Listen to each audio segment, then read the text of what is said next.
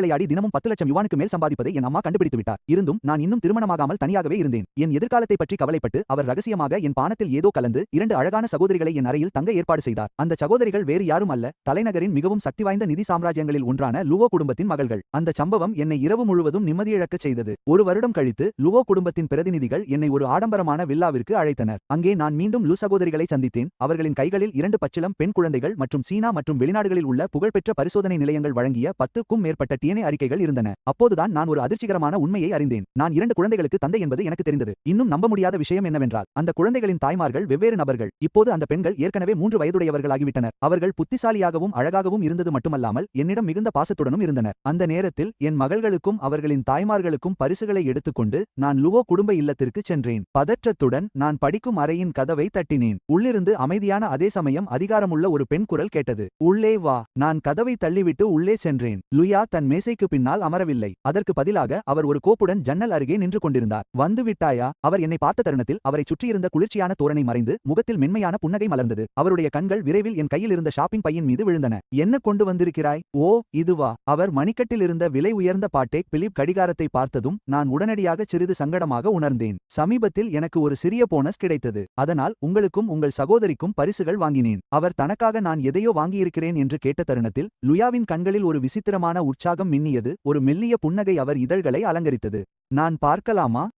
நான் அந்த பையை அவரிடம் கொடுத்தேன். உங்கள் இருவருக்கும் ஒரே மாதிரியான பரிசுதான் வாங்கினேன். நீங்கள் இவ்வளவு காலம் என்னை பார்த்து கொண்டீர்கள், அதனால் என் நன்றியை தெரிவிக்க விரும்பினேன். இது அவ்வளவு விலை உயர்ந்தது அல்ல, ஆனால் இப்போதைக்கு என்னால் முடிந்ததை வாங்கியிருக்கிறேன். எதுவும் சொல்லாமல் லுயா பரிசு பெட்டிகளில் ஒன்றை திறந்தார்.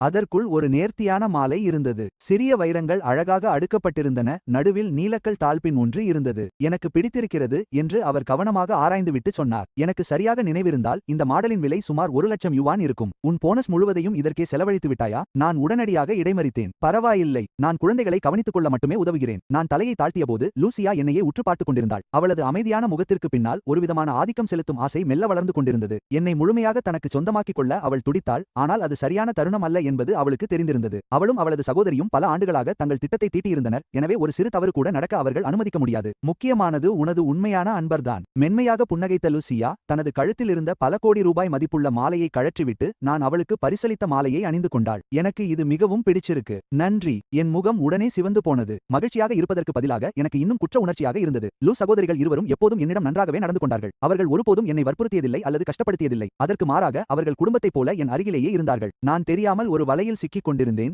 லூ சகோதரிகளின் தீவிர அன்பால் கட்டப்பட்ட அந்த கூண்டிலிருந்து தப்பிக்க இனி வழியே இல்லை என்பது எனக்கு தெரியவில்லை. அப்போது ஆய்வு அறையின் கதவு மீண்டும் திறந்தது. லூசியாவின் அறைக்கு தட்டாமல் நுழையும் ஒரே நபர் அவளது தங்கை லூ மிங்சி மட்டும்தான். ஓ, நீயும் வந்திருக்கிறாயா? லூ மிங்சி பிரகாசமான புன்னகையுடன் உள்ளே நுழைந்தாள். அக்கா, அவன் இங்கே என்ன செய்கிறான்? அவன் நமக்காக பரிசுகள் கொண்டு வந்திருக்கிறான். லூசியா அவளிடம் பிரிக்கப்படாத பரிசு பெட்டியை கொடுத்தாள். பிறகு தான் அணிந்திருந்த மாலையை சுட்டிக்காட்டினாள்.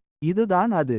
உனக்கும் அதேதான். அதை பார்த்ததும் லூ மிங்சி உடனே தனது பரிசை திறந்தாள். தயக்கமே இல்லாமல் அவள் அந்த மாலையை அணிந்து கொண்டாள். பிறகு ஒரு அழகான புன்னகையோடு என்னை பார்த்தாள். நன்றி, எனக்கு இது ரொம்ப பிடிச்சிருக்கு. வெட்கத்துடன் நான் என் தலையை சொரிந்தேன். என் போனஸ் தொகை அவ்வளவு பெரியது அல்ல. எதிர்காலத்தில் நான் அதிகமாக சம்பாதிக்கும் போது இன்னும் சிறந்த பரிசுகளை வாங்கி தருகிறேன். இரு சகோதரிகளும் ஒருவரை ஒருவர் குறும்புடன் பார்த்துக் கொண்டனர். அவர்களுக்கு சாலையோர கடையில் வாங்கிய பொருளாக இருந்தாலும் சரி, அது என்னிடமிருந்து வந்திருந்தால் அவர்களுக்கு விலைமதிப்பற்ற பொக்கிஷமாக இருந்திருக்கும். ஆமாம் அக்கா. லூ மிங்சி திடீரென்று லூசியாவை நோக்கி திரும்பினாள். நீ அவனுக்காக பரிசு எதையும் தயார் செய்யவில்லையா? பிறகு அவள் என்னை பார்த்தாள். இந்த முறை நீ மறுக்கக்கூடாது. சரி. அதை கேட்ட லூசியா தனது மேசையை காட்டினாள். லூ மிங்சி நடந்து சென்று ஒரு கருப்பு பெட்டியை எடுத்தாள். அதற்குள் ஒரு விலையுயர்ந்த கைக்கடிகாரம் இருந்தது. அதை பார்த்த கணமே அது விலை உயர்ந்தது என்று எனக்கு தெரிந்துவிட்டது. இது மிக அழகாக இருக்கிறது. லூசியா புன்னகைத்தாள். உன்னுடைய பிறந்த நாள் வரப்போகிறது. நான் வாங்கிய பரிசுகளை நீ முன்னெப்போதும் ஏற்றுக்கொண்டதில்லை. இதை நீ மறுக்க மாட்டாய் என்று நம்புகிறேன். நான் மறுக்க முற்பட்டேன். துரதிர்ஷ்டவசமாக லூ மிங்சி அதற்குள் என் மணிக்கட்டை பிடித்து அந்த கடிகாரத்தை கட்டிவிட்டாள். அவள் என்னை தொட்ட கணமே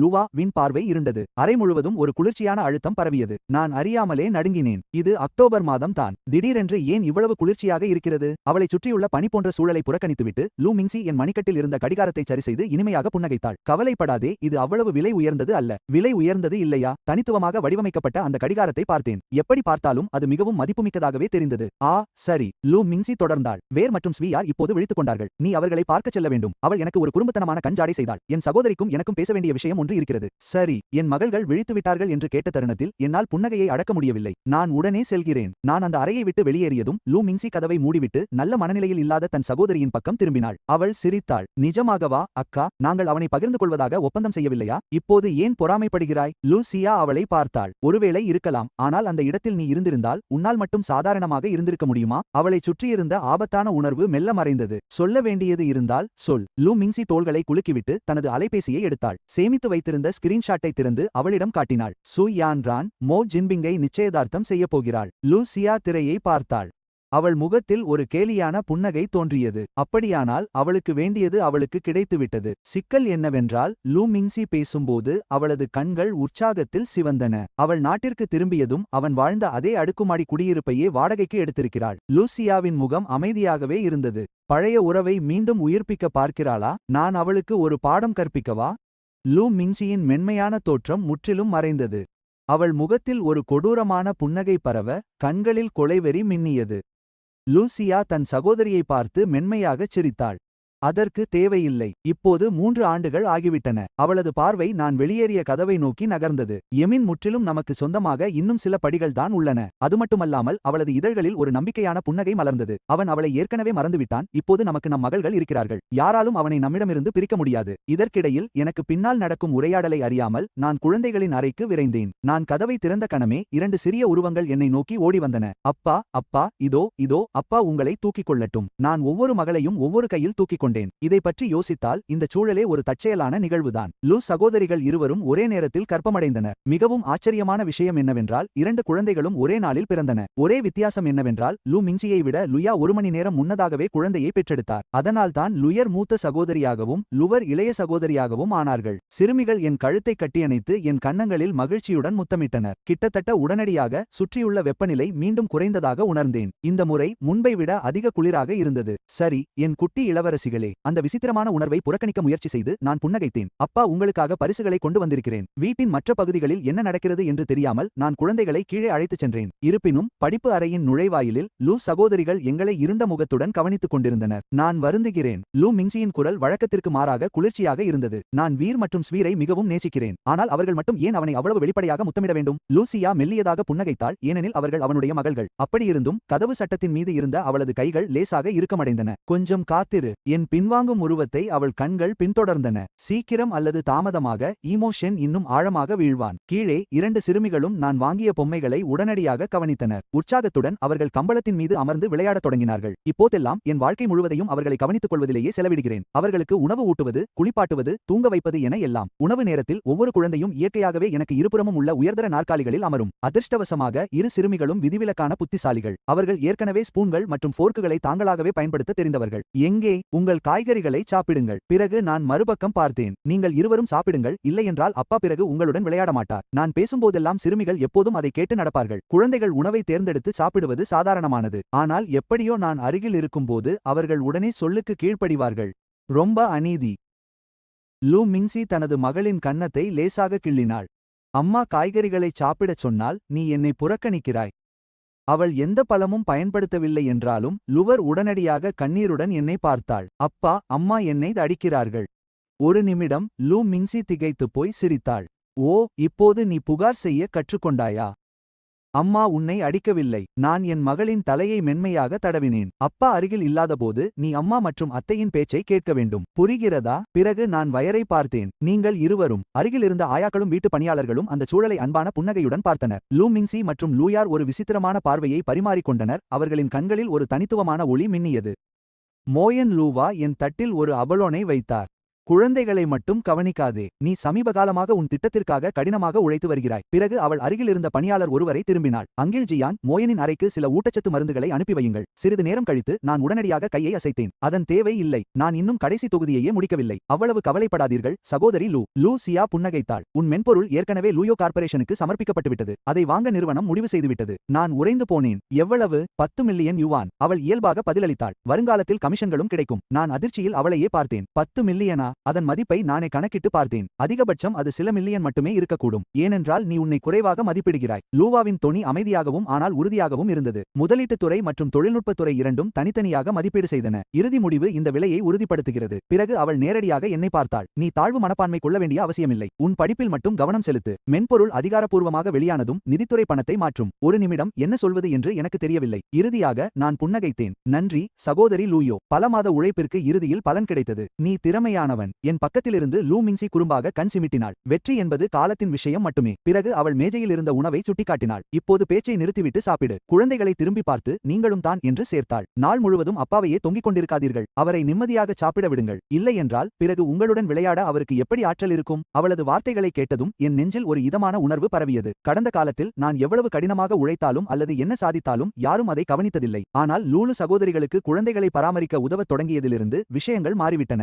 இது நான் இதுவரை அனுபவிக்காத ஒருவிதமான அரவணைப்பு. மதிய உணவிற்கு பிறகு நான் வேயர் மற்றும் ஸ்கியரை வெளியே விளையாட அழைத்துச் சென்றேன். அது ஒரு அரிதான நாள். லூவா மற்றும் லூ மிங்சி இருவருக்கும் நேரம் இருந்ததால் அவர்கள் சிறிது நேரம் எங்களுடன் இணைந்தனர். பிறகு குழந்தைகள் குளிக்க வேண்டிய நேரம் வந்தபோது அந்த இரு சகோதரிகளும் அதை தாங்களே கவனித்துக் கொண்டனர். லூவியரின் தலைமுடியை துடைக்க உதவியபோது லூயா திடீரென்று என்னை பார்த்தாள். நான் உன்னிடம் ஒன்று சொல்ல வேண்டும். என்ன அது? சுயான் ரானுக்கும் உன் அண்ணனுக்கும் நிச்சயதார்த்தம் நடக்கப் போகிறது. நான் ஒரு நிமிடம் ஆச்சரியமடைந்தேன். இவ்வளவு சீக்கிரமா? உண்மையை சொல்லப் போனால் இதற்கு நீண்ட காலம் எடுக்கும் என்றுதான் நினைத்தேன். இருப்பினும் நான் ஒரு காலத்தில் காதலித்த பெண் எனக்கு பிடிக்காத சகோதரனை மணம் முடிக்கப் போகிறாள் என்ற செய்தியை கேட்டபோது எனக்கு எந்த உணர்ச்சியும் ஏற்படவில்லை. கோபம் இல்லை, சோகம் இல்லை, வருத்தமும் இல்லை. லூசியா எனது முகபாவனையை கவனித்து மெலிதாகச் சிரித்தாள். நீ வருத்தப்படுவாய் என்று நினைத்தேன். நான் ஏன் வருத்தப்பட வேண்டும்? நான் தோள்களை குலுக்கினேன். அவளுக்கும் எனக்கும் இனி எந்த சம்பந்தமும் இல்லை. பிறகு வேறொன்று என் நினைவுக்கு வந்தது. ஓ ஆமாம் லோ சகோதரி, நாளை நான் வீடு திரும்ப சற்று தாமதமாகலாம். நான் முதியோர் இல்லத்திற்கு செல்ல வேண்டும். சரி. லோ தலையசைத்தாள். காரை எடுத்துக்கொண்டு செல். அவள் பேசும்போது வேண்டுமென்றே சற்று அருகில் நெருங்கி வந்தாள். அந்த கார் உனக்காகவே வாங்கப்பட்டது. அவள் மென்மையாக புன்னகைத்தாள். எப்படியும் நீதான் வியர் மற்றும் ஸ்வேரின் தந்தை. இதில் எந்த அழுத்தமும் உணர தேவையில்லை. உனக்கு கார் ஓட்ட விருப்பமில்லை என்றால் மிங்சி மற்றும் நான் உன்னை அழைத்துச் செல்கிறோம். நான் வேகமாக என் தலையை ஆட்டினேன். வேண்டாம், நானே காரை ஓட்டிச் செல்கிறேன். நீங்கள் இருவரும் என்னுடன் வந்தால் அது தேவையில்லாத கவனத்தை இழுக்கும். அன்று மாலை குழந்தைகள் தூங்கிய பிறகு நான் என் அறைக்கு திரும்பினேன். குளித்துவிட்டு பைஜாமா அணிந்து கொண்டு படுக்கையில் ஓய்வெடுத்தேன். அறையில் ஒரு இனிமையான மலர் வாசனை நிறைந்து இருந்தது.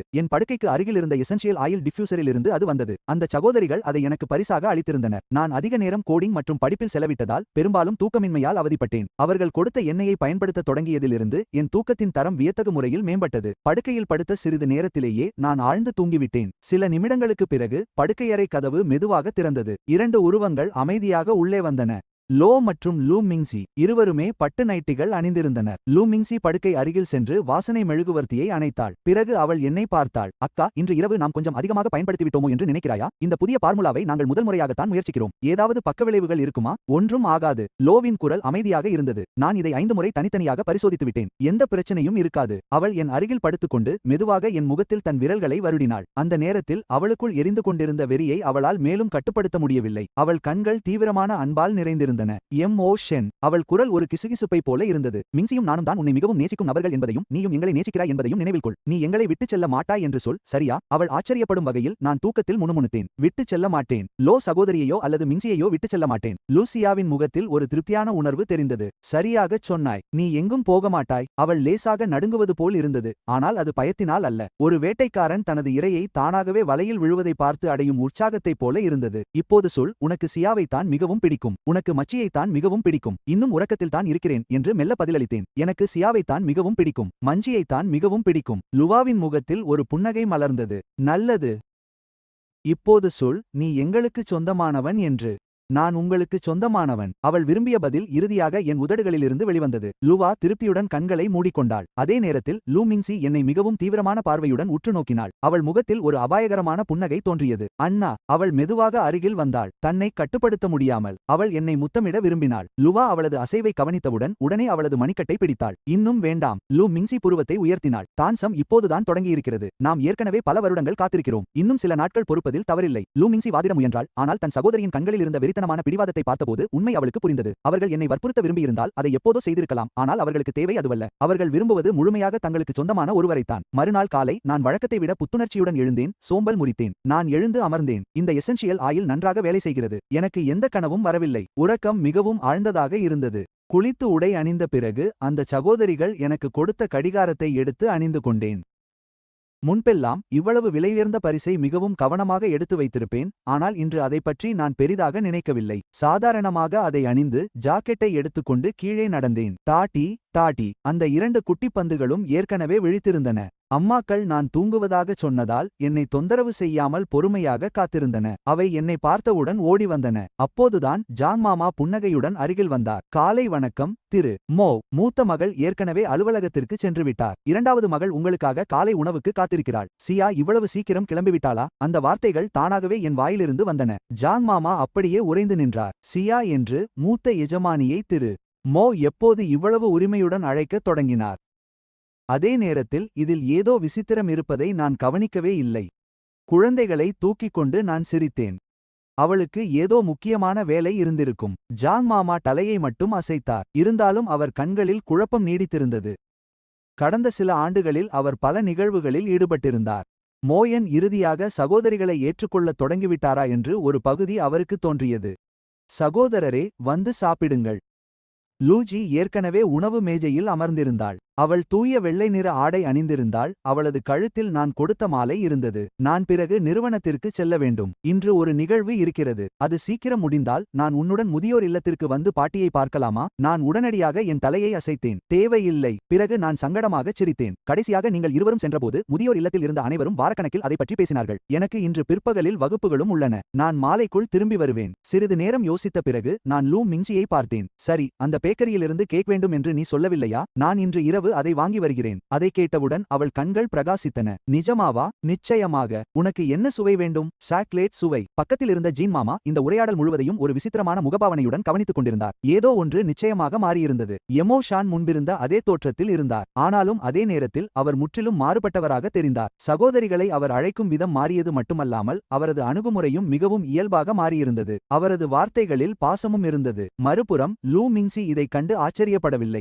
அதற்கு பதிலாக அவள் மிகவும் மகிழ்ச்சியாக இருந்தாள். எல்லாம் சரியாக வேலை செய்கிறது போலிருக்கிறது. அவள் மனதிற்குள் புன்னகைத்தாள். எதிர்பார்த்தது போலவே அக்கா ஒரு மேதைதான். காலை உணவுக்கு பிறகு நான் அந்த 2 சிறுமிகளிடமும் வீட்டில் ஒழுங்காக இருக்கச் சொன்னேன். நான் குனிந்து ஒவ்வொரு மகளின் நெற்றியிலும் முத்தமிட்டேன். பிறகு அப்பா உங்களுக்கும் அதை கொண்டு வருவார். பெண் குழந்தைகள் மகிழ்ச்சியுடன் ஆரவாரம் செய்தனர். சரி, முதலில் சாப்பிடுவோம். பக்கத்தில் இருந்த ஜீன் மாமா இந்த உரையாடல் முழுவதையும் ஒரு விசித்திரமான முகபாவனையுடன் கவனித்துக் கொண்டிருந்தார். ஏதோ ஒன்று நிச்சயமாக மாறியிருந்தது. எமோ ஷான் முன்பிருந்த அதே தோற்றத்தில் இருந்தார். ஆனாலும் அவர் முற்றிலும் மாறுபட்டவராக தெரிந்தார். காலை உணவுக்கு பிறகு நான் அந்த 2 சிறுமிகளிடமும் வீட்டில் ஒழுங்காக இருக்கச் சொன்னேன். பிறகு நான் கேரேஜை நோக்கி நடந்தேன். அங்கே ஒரு லிமிடெட் எடிஷன் மேபே கார் இருந்தது. உண்மையை சொல்வதானால் எனக்கு வேறு வழியில்லை. புகாட்டி கார் மிகவும் கண்களை கவரும் வகையில் இருந்தது. ஜீன் மாமா நான் மேபே காரை கேரேஜிலிருந்து எடுப்பதை பார்த்தபோது அவர் வியப்பால் வாயடைத்து நின்றார். இது மிகவும் அரிதான ஒன்று. மிஸ்டர் எமோ சகோதரிகள் அவருக்காக ஏற்பாடு செய்த விலையுயர்ந்த பொருட்களை எப்போதும் பயன்படுத்த மறுத்துவிடுவார். ஆனாலும் இன்று அவர்கள் கொடுத்த கடிகாரத்தை அணிந்திருந்தார் மற்றும் அவர்கள் வாங்கிய காரை ஓட்டிச் சென்றார். லூ முன்சி தோன்றியவுடன் ஜீன் மாமா அவசரமாக அருகில் சென்றார். இரண்டாவதாக மிசிசிப்பி. திரு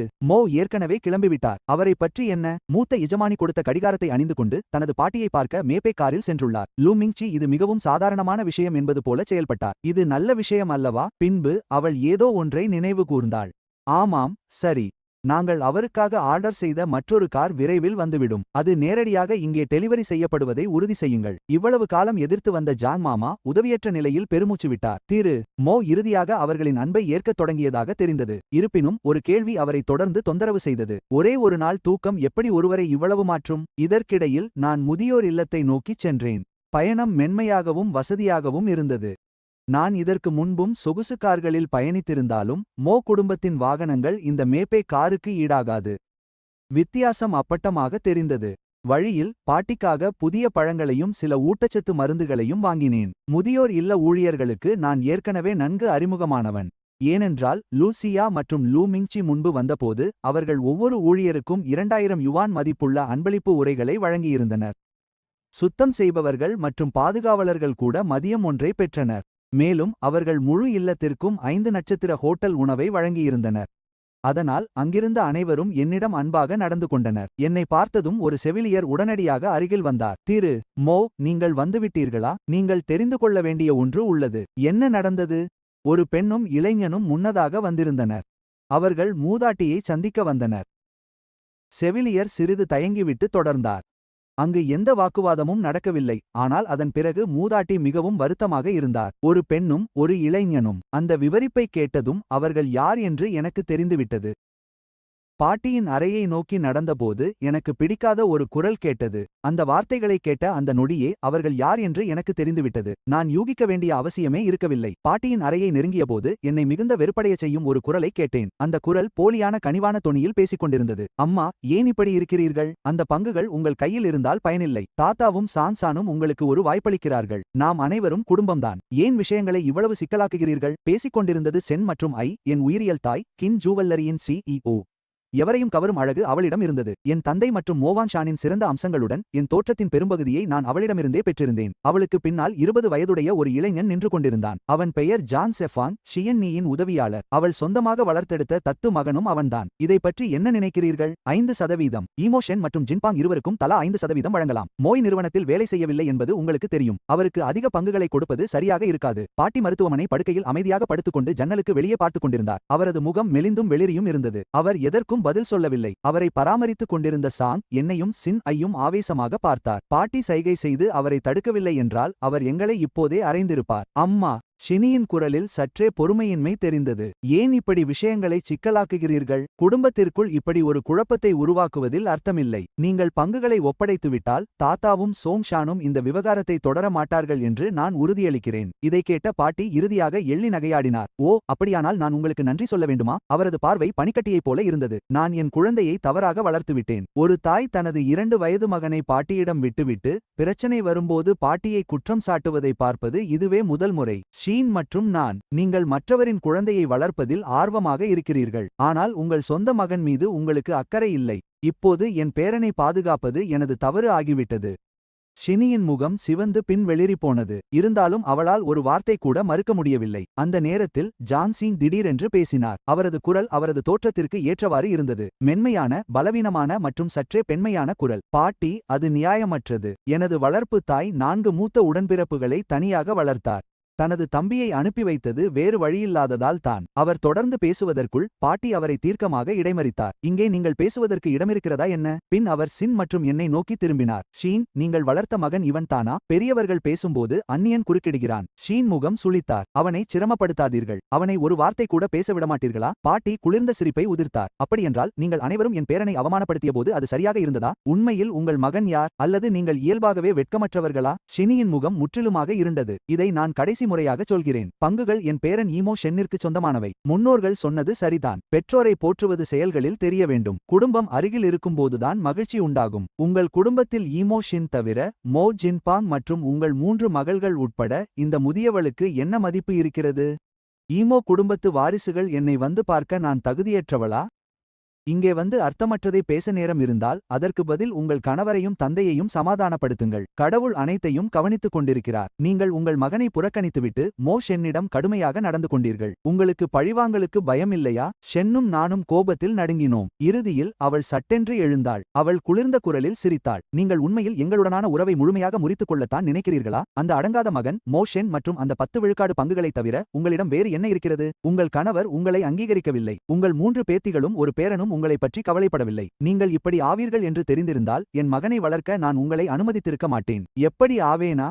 அந்த நேரத்தில் நான் உணர்ச்சியற்ற முகத்துடன் அறைக்குள் நுழைந்தேன். ஜான்செங் என்னை பார்த்ததும் இயல்பாகவே 2 அடிகள் பின்வாங்கி ஷென் மற்றும் எனக்கு பின்னால் ஒளிந்து கொண்டான். நான் அவனை ஒருமுறை கூட பார்க்கவில்லை. அதற்கு பதிலாக நான் நேராக பாட்டியின் படுக்கையருகே சென்று மென்மையாக அவருக்கு ஆறுதல் கூறினேன். பாட்டி, நான் இவர்களை வெளியே அழைத்துச் செல்லவா? மோ ஷென்னும் உடனடியாக கத்தினார்கள். உனக்கு மரியாதையே இல்லையா? பெரியவர்கள் பேசும்போது பாட்டியின் முந்தைய வார்த்தைகளை எனக்கு எதிராக வேண்டுமென்றே பயன்படுத்தி அவள் தொடர்ந்தாள். அது மட்டுமல்ல, நான் உன் தாய். நான் இங்கே அமர்ந்திருப்பதை நீ பார்க்கவில்லையா? சியோ சென், நான் திரும்பி கூட பார்க்கவில்லை. அதற்கு பதிலாக நான் கவனமாக பாட்டியை படுக்க வைத்து அவருக்கு போர்வையை போர்த்திவிட்டேன். உங்களுக்கு ஏதாவது சொல்ல வேண்டுமானால் வெளியே சென்று பேசலாம். இங்கேயே தொல்லை கொடுத்தால் என்னால் என்ன செய்ய முடியும் என்பது உங்களுக்கு நன்றாக தெரியும். நான் சிறிது நேரம் நின்றேன். நான் பெண்களை தாக்குவதில்லை. நீங்கள் என் தாய் என்பதால் அல்ல. பொதுவாகவே நான் பெண்களை தாக்குவதில்லை. பிறகு நான் ஜான்செங்கை நோக்கி காட்டினேன். உங்களுக்கு பின்னால் இருக்கும் அந்த பெண்ணை போன்ற பையனை பற்றி என்னால் எதற்கும் உத்தரவாதம் அளிக்க முடியாது. அவளது முகம் உடனடியாக கருத்தது. அவள் கோபமாக இருந்தாலும் அதற்கு மேல் எதையும் சொல்ல துணியவில்லை. எல்லாவற்றிற்கும் மேலாக நான் என்ன செய்யக்கூடியவன் என்பது அவளுக்கு நன்றாக தெரியும். நான் தேசிய தற்காப்பு கலை மாஸ்டர் ஜாங்கின் நேரடிச் சீடன். பாட்டி, நான் மென்மையாகச் சிரித்தேன். நான் இவர்களை அனுப்பிவிட்டு பிறகு வருகிறேன். நான் பழங்களையும் சத்துணவுகளையும் படுக்கைக்கு அருகில் வைத்தேன். பின்பு நான் அஞ்சாங்கை நோக்கினேன். அஞ்சாங், இங்கே புதிய செர்ரி பழங்கள் உள்ளன. தயவுசெய்து பிறகு பாட்டிக்கு கழுவி தாருங்கள். சரி என்று கிளம்புங்கள். அஞ்சாங் தலையசைத்தாள். பின் அவள் ஷென்னையும் என்னையும் முறைத்து பார்த்தாள். ஏதாவது நடந்தால் உடனே என்னிடம் சொல்லுங்கள். நீ பெண்களை தாக்குவதில்லையா? நான் தாக்குவேன். அதனை கேட்டு நான் சிரிக்காமல் இருக்க முடியாமல் கையை வீசினேன். பிறகு நான் திரும்பினேன். என் முகத்தில் இருந்த மென்மை உடனடியாக மறைந்தது. நான் கதவை நோக்கி காட்டினேன். வெளியே சென்று பேசலாம். ஷென்னும் ஜான்செங்கும் ஒருவரை ஒருவர் பார்த்துக் கொண்டனர். அவர்கள் இருவருமே என்னை வெளிப்படையாக எதிர்த்து பேச துணியவில்லை. கடைசியில் அவர்கள் பற்களை கடித்துக்கொண்டு என்னை பின்தொடர்ந்து வெளியே வந்தனர். நாங்கள் மூவரும் முதியோர் இல்லத்தின் கீழே இருந்த ஒரு சிறிய முற்றத்திற்கு வந்தோம். நான் பொறுமையின்றி பேசினேன். கடைசியாக நீங்கள் வந்தபோது பாட்டி ஏற்கனவே தெளிவாக சொல்லிவிட்டார். உங்களுக்கு பங்குகள் வேண்டுமென்றால் சந்தை விலைக்கு வாங்குங்கள். நான் அவளை குளிர்ச்சியாக பார்த்தேன். ஒரு பைசா கூட செலவு செய்யாமல் பட்டியலிடப்பட்ட நிறுவனத்தின் பங்குகளை கேட்கிறீர்களா? விளையாடுகிறீர்களா? மோயன், ஏன் நீங்களும் உங்கள் பாட்டியும் இவ்வளவு தெளிவாக எல்லைகளை வகுக்கிறீர்கள்? நாம் குடும்பம் தானே. நாங்கள் உங்களுக்கு இழப்பீடு கொடுக்க மறுக்கவில்லை. அவள் ஒரு நீண்ட பெருமூச்சு விட்டாள். இப்படியிருந்தால் என்ன? ஜீன் ஜுவல்லரி பங்குகள். நாங்கள் உங்களுக்கு கூடுதலாக 3 விழுக்காடு தருகிறோம். அதுவே உங்கள் வாழ்நாள் முழுவதும் வசதியாக வாழ போதுமானது. சியோசின், உங்கள் குடும்பத்துடனான உறவை நான் ஏற்கனவே துண்டித்துவிட்டேன். பின்பு அவளுக்கு அருகில் நின்ற ஜான்சி இங்கை சுட்டிக்காட்டினேன். என் குரல் வெளிப்படையாக ஏளனம் செய்தது. உங்கள் வளர்ப்பு மகனுக்கு 10 விழுக்காடு பங்கு, எனக்கு வெறும் 3 விழுக்காடு மட்டுமா? வணிகம் இப்படித்தான் நடக்குமா? ஷினியின் முகபாவனை அமைதியாகவே இருந்தது. இங் சிறுவயதிலிருந்தே நான் அவனை வளர்த்தேன். இத்தனை ஆண்டுகளாக அவன் எனக்கு மகனாகவே இருக்கிறான். உடல்நிலை சரியில்லை என்றாலும் என் உதவியாளராக அவன் கடினமாக உழைக்கிறான். உன்னை பற்றி என்ன? நீ என் மகனாக இல்லாவிட்டால் ஒரு பைசா கூட கொடுத்திருக்க மாட்டேன். இப்போது என் நிறுவனத்தில் பங்குகளை வேறு கேட்கிறாய். ஓ, அப்படியானால் இது என் குற்றமா? நான் சிரித்தேன். என் பெற்ற தாயும் தந்தையும் உண்மையாகவே கச்சிதமான ஜோடி என்பதை நான் ஒப்புக்கொள்ள வேண்டும். இருவருமே வெட்கமே இல்லாதவர்கள். என்னை தவிக்க விட்டது நீங்களும் சேர்மன் மோவும் தான். இப்போது நான் மரியாதையற்றவன் என்று குற்றம் சாட்டுகிறீர்களா? வெட்கமே இல்லாமல் தான் இப்படி பேசுகிறீர்களா? மோஷன் ஷிம்னியின் முகம் கோபத்தில் சிவந்தது. ஆனால் நான் அவளை கண்டுகொள்ளவில்லை. அதற்கு பதிலாக நான் ஜென் செய்புனை பார்த்தேன். உங்கள் வளர்ப்பு மகன் உங்களை வளர்த்தானா? நான் ஏளனமாகச் சிரித்தேன். அவன் எவ்வளவு பயனுள்ளவன் என்று பாருங்கள். அவனை பற்றி பேசுவதற்கு கூட எனக்கு விருப்பமில்லை. பிறகு நான் என் கையை இறுக்கினேன். இதை கண்டு பயந்த ஜான்சியும் மீண்டும் ஷின் நிலின் பின்னால் ஒளிந்து கொண்டான். ஷின் நிலின் கண்களில் மோஷென் மீது அல்ல, ஜான்சியும் மீது ஒருவித வெறுப்பு தெரிந்தது. இனிமேல் இங்கே வராதீர்கள். என் பாட்டிக்கு அதிக காலம் இல்லை. நான் அந்த வார்த்தைகளைச் சொன்னபோது என் கண்களில் வெறுப்பு மின்னியது. ஷின், உன் கணவர், உன் தாத்தா மற்றும் இந்த கோழை, நான் ஜான்சியுங்கை சுட்டிக்காட்டினேன். நீங்கள் அனைவரும் பரிதாபமாக அழிய வேண்டும் என்று விரும்புகிறேன். என்னிடமிருந்து வெளிப்பட்ட இத்தகைய வெறுப்பை கேட்டு ஷென்னியின் இதயம் துடித்தது. ஆனால் அவள் பின்வாங்க மறுத்தாள். மரியாதையற்ற மகனே, உன்னைப் போலவே உன் பாட்டியும். கொஞ்சம் புத்தகம் படித்ததும் உன்னை நீயே பெரியவனாக கருதுகிறாய். நீ ஜின்பாங்கை விடவும் கேவலமானவன். செப்பாங்கை விட கூட இது நல்லா இல்ல. அதை கேட்டதும் அவர்களை பார்த்து ஏளனமாகச் சிரித்தேன். நிச்சயமாக இல்லை. எப்படியும் உங்களது வளர்ப்பு மகன் சிறுவயதிலிருந்தே உங்களை நன்றாக பார்த்துக் கொள்கிறான். பிறகு நான் வேண்டுமென்றே ஒரு நிமிடம் நிறுத்தினேன். அவன் மீது நீங்கள் வைத்திருக்கும் அக்கறையை பார்த்து நான் எள்ளி நகையாடினேன். அவன் உங்கள் சொந்த மகனாக இருக்குமோ? இல்லை என்றால் நீங்கள் செல்லும் இடமெல்லாம் அவனை ஏன் அழைத்துச் செல்கிறீர்கள்? இந்த வார்த்தைகளை நான் கூறியதும் ஷினியின் முகம் உடனே வெளிரி போனது. ஜீன் செயின்கின் கண்களும் பதற்றத்துடன் அங்கும் இங்கும் அலைந்தன. அவர்களின் எதிர்வினையைக் கண்டு நான் குளிர்ந்த சிரிப்பை உதிர்த்தேன். எதிர்பார்த்தபடியே லூச்சா மற்றும் லூ மிங்சியின் ஆட்கள் திரட்டிய தகவல் தவறில்லை. சென்று தலைவர் மோவிடம் கூறுங்கள், அவருக்கு பங்குகள் வேண்டுமென்றால் பணத்தை கொண்டு வரட்டும். உங்களை இருவரையும் ஒரு நொடி கூட பார்க்க எனக்கு விருப்பமில்லை. இது எனக்கு அருவருப்பாக இருக்கிறது. பாட்டியையும் என்னையும் நெருங்க முயற்சிப்பதை நிறுத்துங்கள். நான் நேரடியாக சென்னிடம் பார்த்தேன். நான் உங்களை ஏற்றுக்கொண்டால் நீங்கள் என் தாய் மற்றும் பாட்டியின் மருமகள். நான் உங்களை அங்கீகரிக்கவில்லை என்றால் நீங்கள் ஒன்றுமே இல்லை. அதை கேட்டதும் ஷீனி முழுவதுமாக தன் கட்டுப்பாட்டை இழந்தாள். அவமானத்தில் கோபமடைந்து என்னை அறைய அவள் கையை உயர்த்தினாள். ஆனால் அந்த அறை என்மேல் விழுவதற்குள் அவள் மணிக்கட்டை பிடித்துக் கொண்டேன். இன்னும் என்னை அடிக்க நினைக்கிறாயா? நான் உன்னை இன்னும் என் அம்மாவாகத்தான் பார்த்தேன். சிஇஓ சென், ஒரு பெண்ணை அடிக்க என்னை வற்புறுத்தாதீர்கள். சென் ஏதோ சொல்ல வர அவள் கண்கள் என் வலது மணிக்கட்டில் இருந்த கடிகாரத்தின் மேல் விழுந்தன. அவள் உறைந்து போனாள். ஷீனி முன்பொருமுறை ரோஜர் டுபுய்ஸ் தயாரிப்பு வெளியீட்டு விழாவில் கலந்து கொண்டிருக்கிறாள். ஒரே பார்வையில் நான் அணிந்திருந்தது உண்மையான கடிகாரம் என்பதை அவள் கண்டு கொண்டாள். 4 மில்லியன் யுவானுக்கும் அதிகமான மதிப்புள்ள ஒரு வரையறுக்கப்பட்ட பதிப்பு. அதை வாங்கும் சக்தி எனக்கு இருக்கும் என்று ஒருபோதும் இருக்க முடியாது. உன் கடிகாரமா? அவள் நம்ப முடியாமல் அதை வெறித்து பார்த்தாள். என் மணிக்கட்டில் இருந்த கடிகாரத்தை பார்த்த நான் அவள் எதிர்வினையை புரிந்து கொள்ள முடியாமல் குழம்பினேன். பிறகு பொறுமையின்றி உனக்கு என்ன என்று பதிலளித்தேன். அதன் பிறகு நான் திரும்பி நேரடியாக முதியோர் இல்லத்திற்கு நடந்தேன். வளர்ப்பு தாயே, நீங்கள் நலமாக இருக்கிறீர்களா? நான் சென்ற பிறகுதான் ஜான் செய்பிங் ஓடி வந்தான். நாம் முதலில் திரும்பிச் செல்வது நல்லது என்று நினைக்கிறேன். தம்பி இங்கே இருக்கும் வரை நம்மால் எதையும் பேச முடியாது. ஷீனி இதற்கு பதிலளிக்கவில்லை. அதற்கு பதிலாக அவள் செல்வதை வெறித்து பார்த்தபடி நின்றாள். அவள் நினைக்க நினைக்க அந்த உண்மை அவளுக்கு தெளிவாக தெரிந்தது. அந்த கடிகாரம் நிச்சயமாக அசல்தான். 4 மில்லியனுக்கும் மேலான ரோஜர் டுபுய்ஸ் வரையறுக்கப்பட்ட பதிப்பு. ஈமோ ஷென்னால் அதை தனியாக வாங்கியிருக்கவே முடியாது. பாட்டி இன்னும் பங்குகளை வைத்திருந்தாலும் தாத்தா ஒவ்வொரு ஆண்டும் பெரும்பாலான ஈவுத்தொகையை நிறுத்தி வைக்க ஏற்கனவே ஏற்பாடு செய்திருந்தார். பாட்டிக்கு ஆண்டுக்கு 2 அல்லது 3 லட்சம் யுவான் மட்டுமே கிடைத்தது. அவளால் அத்தகைய பரிசை வழங்க எந்த வழியும் இல்லை. என்னுடன் நர்சிங் ஹோமுக்கு திரும்பி வா. நான் கண்டறிய வேண்டிய சில விஷயங்கள் உள்ளன. லுவோ கார்ப்பரேஷனில் லுயா நிறுவன விஷயங்களை கையாண்டபோது திடீரென அவள் தொலைபேசிக்கு ஒரு செய்தி வந்தது. அதை படித்த பிறகு அவள் லேசாக முகம் சுளித்தாள். உடனடியாக அவள் தன் மேசையில் இருந்த அழைப்பு பொத்தானை அழுத்தினாள். சிறிது நேரத்திற்கு பிறகு அலுவலக கதவு திறந்தது. 30 வயது மதிக்கத்தக்க ஒரு பெண் உள்ளே நுழைந்தாள். அவள் கருப்பு நிற பிசினஸ் சூட் அணிந்து உயரமாக நிமிர்ந்த தோற்றத்துடன் இருந்தாள். அவளது குட்டையான கூந்தல் நேர்த்தியாகவும் சுத்தமாகவும் இருந்தது. அவளது முகம் ஒரு கம்பீரமான தோற்றத்தை கொண்டிருந்தது. சகோதரி ஹுயிலுசா தனது தொலைபேசியை கீழே வைத்துவிட்டு, நான் நர்சிங் ஹோமுக்கு சென்று நம்மை பற்றி விசாரித்து வருகிறேன். ஆனால் அது மிங்சி மற்றும் நான் என்பது அவளுக்கு தெரியாது. லுசாவின் முகத்தில் மெல்லிய புன்னகை தோன்றியது. அவளுக்கு செய்ய ஏதாவது வேலையை கண்டுபிடி. அதை கேட்டு சகோதரி தலையசைத்தார். புரிந்தது. மூத்தவர் தவறவிட்டார். என் சகோதரியை அங்கு ஒரு பயணம் மேற்கொள்ள சொல்லவா? ஒரு சிறிய எச்சரிக்கை உதவக்கூடும். தேவையில்லை. லூசியா தலையை அசைத்தாள். அந்த 3 குடும்பங்களை நாங்கள் இப்போதைக்கு கையாளாததற்கு காரணம் அவர்கள் இன்னும் சில பயன்பாட்டில் இருப்பதுதான். அவள் மெலிதாக புன்னகைத்தாள். இருப்பினும் அந்த புன்னகையில் கொலைவெறியின் குளிர்ச்சியான குறிப்பு இருந்தது. பாட்டியை பொறுத்தவரை மூத்த இளம்பெண் ஏற்கனவே தன்னால் முடிந்த அனைத்தையும் செய்துவிட்டார். சகோதரி ஹுய் மெதுவாக பெருமூச்சு விட்டார். நீங்களும் 2வது இளம்பெண்ணும் நிபுணர்களை நியமிக்க இவ்வளவு பணம் செலவழித்திருக்காவிட்டால் பழைய மாதுமோ நீண்ட காலத்திற்கு முன்பே இறந்திருப்பார். அதைக் கேட்டு லுசாவின் முகம் மென்மையாக மாறியது. அது மோஷியனின் எஞ்சியிருக்கும் ஒரே குடும்பம். அவள் ஜன்னலுக்கு வெளியே பார்த்தாள். அவன் மகிழ்ச்சியாக இருக்க வேண்டும் என்று மட்டுமே நான் விரும்புகிறேன். சிறிது நேரத்திற்கு பிறகு அவள் கையை அசைத்தாள். உங்கள் வேலையை பார்க்கச் செல்லுங்கள் சகோதரி ஹுய். மேலும் மோ குடும்பத்திற்கு ஒரு செய்தியை அனுப்ப வழி தேடுங்கள். அவர்களுடைய சொத்துக்களில் எனக்கு எந்த ஆர்வமும் இல்லை. அவர்கள் கொடுக்கக்கூடியதை விட மிக அதிகமாக என்னால் எமினியனுக்கு கொடுக்க முடியும். அவளது கண்கள் படிப்படியாக குளிர்ந்தன. ஆனால் அவர்கள் அந்த பங்குகளை விரும்பினால் அதற்கான விலையை அவர்கள் கொடுக்க வேண்டும். பாட்டியின் கையில் இருக்கும் பங்குகளை அந்த விலையில் திருப்பி வாங்க அவர்களை கட்டாயப்படுத்த வழி தேடுங்கள். புரிந்தது. சகோதரி ஹுய் தலையசைத்துவிட்டு வெளியேறினார். நர்சிங் ஹோமுக்கு திரும்பிய ஷினி முழு நர்சிங் ஹோமிற்கும் உணவு அளித்து 5 நட்சத்திர ஹோட்டலிலிருந்து ஆடம்பர உணவுகளை ஆர்டர் செய்து ஒவ்வொரு ஊழியருக்கும் 2000 யுவான் அன்பளிப்பாக வழங்கி தனது மனம் முற்றிலும் குழப்பத்தில் இருப்பதாக உணர்ந்தார். மேலும் மோஷினின் மணிக்கட்டில் 4 மில்லியன் யுவானுக்கும் அதிகமான மதிப்புள்ள ரோஜர் டுபியஸ் வாட்ச் இருந்தது. அவள் இதை பற்றி நினைக்க அவளது முகம் இன்னும் கோபமாக மாறியது. இறுதியாக அவள் பற்களை கடித்தாள். இரட்டை மேற்கோள் குறி. என் அந்த அடங்காத மகன் ஏதோ ஒரு பணக்கார முதியவளின் பிடியில் இருக்கிறானா? அதனால்தான் இவ்வளவு காலம் அவன் குடும்பத்தை தொடர்பு கொள்ளவில்லை. அம்மா என்று ஜான் செப்புன் மெதுவாக அழைத்தான். ஆனால் சின் மற்றும் நான் அவனை கடுமையாக முறைத்தோம். உன்னிடம் எத்தனை முறை நான் சொல்லியிருக்கிறேன்? அதை கேட்டதும் ஜான் செப்புன் உடனே தன்னை திருத்திக் கொண்டான்.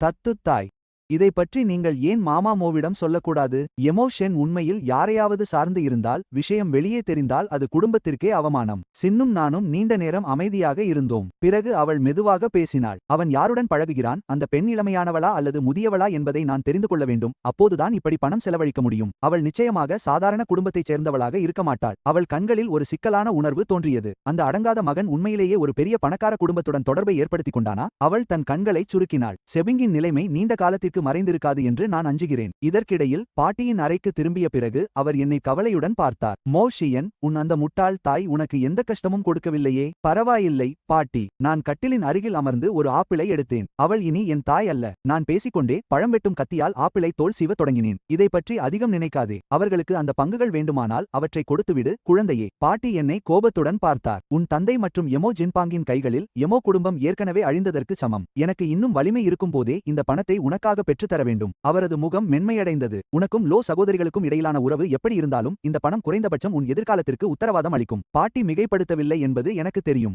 எமோ குடும்பத்தை பற்றி எனக்கு தெரிந்தவரை மோ ஜின்பாங் எவ்வளவு வேண்டுமானாலும் பணத்தை விரயம் செய்யலாம். அதை பற்றி கவலைப்பட யாருமில்லை. ஆனால் என் விஷயத்தில் ஒரு சிறிய தொகை செலவழித்தாலும் அனைவரும் புகார் செய்வார்கள். பாட்டி, நான் திடீரென்று அவரை தீவிரமாக பார்த்தேன். நான் ஒன்று கேட்கலாமா? என் பெற்றோர்கள், என் தாத்தா மற்றும் மற்றவர்கள் மீது நான் பழிவாங்கினால் நீங்கள் என் மீது வெறுப்படைவீர்களா? பாட்டி உடனடியாக பதில் சொல்லவில்லை. அவர் கொடுத்த ஆப்பிளை அவர் எடுத்துக்கொள்ளவும் இல்லை. அதற்கு பதிலாக நீண்ட அமைதிக்கு பிறகு அவர் ஜன்னலுக்கு வெளியே அமைதியாக பார்த்தார். அந்த மூதாட்டி பெருமூச்சு விட்டார். நான் கண்மூடிய பிறகு நீ அவர்கள் மீது வெறுப்பு வைத்திருப்பாய் என்பது எனக்கு தெரியும். நீ என்ன செய்கிறாய் என்பதை என்னால் இனி கவலைப்பட முடியாது. பாட்டி இப்படித்தான் சொல்வார் என்று நான் எதிர்பார்த்திருந்தேன். எப்படி இருந்தாலும் அவள் தன் வாழ்நாளின் பெரும்பகுதியை அவரோடுதான் கழித்தாள். ஒரு காலத்தில் அவர்கள் உண்மையாகவே ஒருவரை ஒருவர் நேசித்தார்கள். அவள் தன் சொந்த கைகளால் வளர்த்த மகனும் இருந்தான். உண்மையில் உன் தந்தை முன்பு இப்படி இருந்ததில்லை. பாட்டி ஜன்னலுக்கு வெளியே பார்த்தாள். அவள் கண்கள் வருத்தத்தால் நிறைந்திருந்தன. இதற்கெல்லாம் அந்த பெண்தான் காரணம். இது என் தவறுதான். நான் இதை முன்பே கண்டுபிடித்திருந்தால் உன் தந்தை இன்று இருப்பதைப் போல் மாறியிருக்க மாட்டார். அது ஜீனும் நானும் செய்ததா? கேட்காமல் என்னால் இருக்க முடியவில்லை. பாட்டி தன் தலையை அசைத்தாள். அது அவருடைய முதல் காதல், லூஜியன் என்ற நடனக் கலைஞர். அவள் பெருமூச்சு விட்டாள்.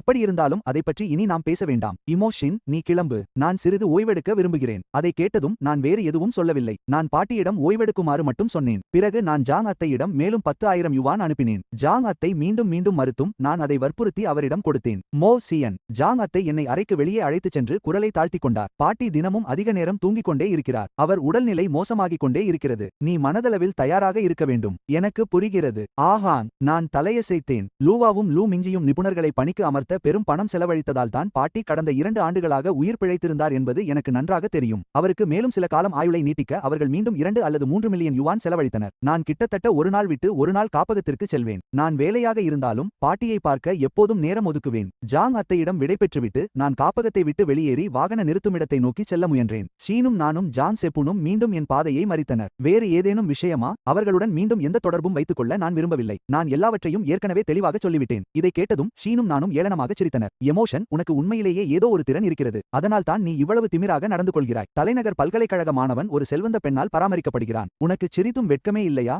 அவள் அப்படி சொன்ன தருணத்தில் எனக்கு எல்லாம் புரிந்துவிட்டது. இவர்கள் இருவரும் கிளம்பிச் செல்லவில்லை என்பது தெளிவாக தெரிந்தது. லூவாவும் லூமெஞ்சியும் காப்பகத்திற்காக செய்த காரியங்களைப் பற்றி அவர்கள் கேள்விப்பட்டிருக்கலாம். எல்லோரும் உன்னைப் போலவே இருக்கிறார்கள் என்று நினைக்கிறாயா? நான் அவளை குளிர்ச்சியாக பார்த்தேன். திரும்பி உனக்கு பக்கத்தில் இருக்கும் நபரை கவனி. அவருடைய உடல் எவ்வளவு பலவீனமாகிவிட்டது என்று பார். அவரை நிம்மதியாக இருக்கவிடு. இல்லையென்றால் ஒரு நாள் அவர் படுக்கையிலேயே இறந்து விடுவார். யூஜூங் சீதிங்கின் முகம் கோபத்தில் உடனடியாக சிவந்தது. ஆனால் அவர் எதையும் சொல்வதற்கு முன்பே நான் இடைமறித்தேன். இனி நீ என்று என்னை குறை கூறுவதை நிறுத்து. அப்படியானால் நீ ஏன் செல்லும் இடமெல்லாம் அவனை அழைத்துச் செல்கிறாய்? சின் அண்ணி மிகுந்த கோபத்தில் பேசுவதற்கு வார்த்தையின்றி தவித்தார். நான் ஏன் உன்னிடம் எதையும் விளக்க வேண்டும்? சரியாகச் சொன்னாய். அப்படியிருக்க நான் ஏன் உன்னிடம் எதையும் விளக்க வேண்டும்? நான் அவர்களை கடந்து கார் நிறுத்துமிடத்தை நோக்கி நடந்தபோது சின் அண்ணி கோபத்தில் திணறினார். சின் அண்ணி திடீரென எனக்கு பின்னால் இருந்து கத்தினார். இந்த அடங்காத மகன்! சின் அண்ணி தன்னை அமைதிப்படுத்த மார்பை தட்டிக்கொண்டு ஜாங் செபாங்கை நோக்கி கத்தினார். அவன் என்னை இப்படி தூண்டிவிடுவதை பார்த்துக்கொண்டு நீ சும்மாவே நிற்கப் போகிறாயா? வளர்ப்பு தாயே! உண்மையில் ஜாங் செஃபாங் மிகவும் கோழை. மோ குடும்ப வீட்டில் நடந்த சம்பவத்தின் போதும் அவன் அங்கிருந்தான். இவனது உடல்நிலையை பார்த்தால் மோப்சான் ஒரே அடியில் இவனை ஐசியு விற்கு அனுப்பிவிடுவான். உன் உடலை வைத்துக்கொண்டு இதையெல்லாம் மறந்துவிடு. சின் அண்ணி, இந்த அடங்காத மகன்! அவர் பேசி முடிப்பதற்குள் நான் அந்த லிமிடெட் எடிஷன் மேபேக் காரை ஓட்டி வந்து அவர் முன் நிறுத்தினேன். கார் ஜன்னல் மெதுவாக கீழே இறங்கியது. நான் கிண்டலான தொனியில் உன்னுடன் சியோகின் இருக்கிறானே என்றேன். இதை கண்ட சின் அண்ணி முற்றிலும் அதிர்ந்து போனார். இரட்டை மேற்கோள்குறி. 4 மில்லியனுக்கும் மேலான knights of the round table, ஒரு லிமிடெட் எடிஷன் மேபேக். மோ ஸ்வானுக்கு பின்னால் இருக்கும் அந்த பெண் அவனை எவ்வளவு நேசிக்கிறாள்? ஜாங் செஃபாங் என்னை கோபத்துடன் முறைத்துவிட்டு நான் பார்த்து விடுவேன் என்ற பயத்தில் உடனே தலைகுனிந்து கொண்டான். கேபிடல் பல்கலைக்கழகத்தை வந்தடைந்தேன். காரை நிறுத்திய பிறகு எனக்கு ஒரு வீடியோ அழைப்பு வந்தது. அழைப்பவர் என் தங்கை லுலுவோ. பொதுவாக சகோதரிகள் வீடியோ அழைப்பு விடுக்கிறார்கள் என்றால் அது குழந்தைகளுக்காகத்தான் இருக்கும். நிச்சயமாக வீடியோ இணைந்ததும் 2 குட்டி முகங்கள் போனுக்கு முன்னால் நெருக்கி தெரிந்தன. அவர்களுக்கு பின்னால் லூ மிங்சி என்னை பார்த்து புன்னகைத்துக் கொண்டிருந்தாள். அப்பா, அப்பா! அவர்களை கண்டதும் சின் அண்ணியைச் சந்தித்ததால் ஏற்பட்ட எரிச்சல் உடனடியாக மறைந்து போனது. நல்ல பிள்ளைகளாக இருங்கள். அப்பாவுக்கு இன்றும் மதியம் வேலை இருக்கிறது. நிச்சயமாக நான் சீக்கிரம் வந்துவிடுவேன். சரி. எனது 2 மகள்களையும் பாசத்துடன் பார்த்தேன். மிச்சி, நீ ஏன் வீட்டில் இருக்கிறாய்? இல்லை, குழந்தைகள் அலுவலகத்தில் இருக்கிறார்கள். லூ மிங்சி போனை திருப்பிச் சுற்றிலும் காட்டினாள். அது உண்மையிலேயே அவள் அலுவலகம்தான். அக்கா இன்று ஒரு தனியார் உணவகத்தில் முன்பதிவு செய்திருக்கிறார். நாங்கள் இன்று வெளியே சாப்பிடப் போகிறோம் அண்ணா. எனவே வேலை முடிந்ததும் காரை எடுத்துக்கொண்டு எங்களை அழைத்துச் செல்லவா? சரி, புரிந்து கொண்டேன்.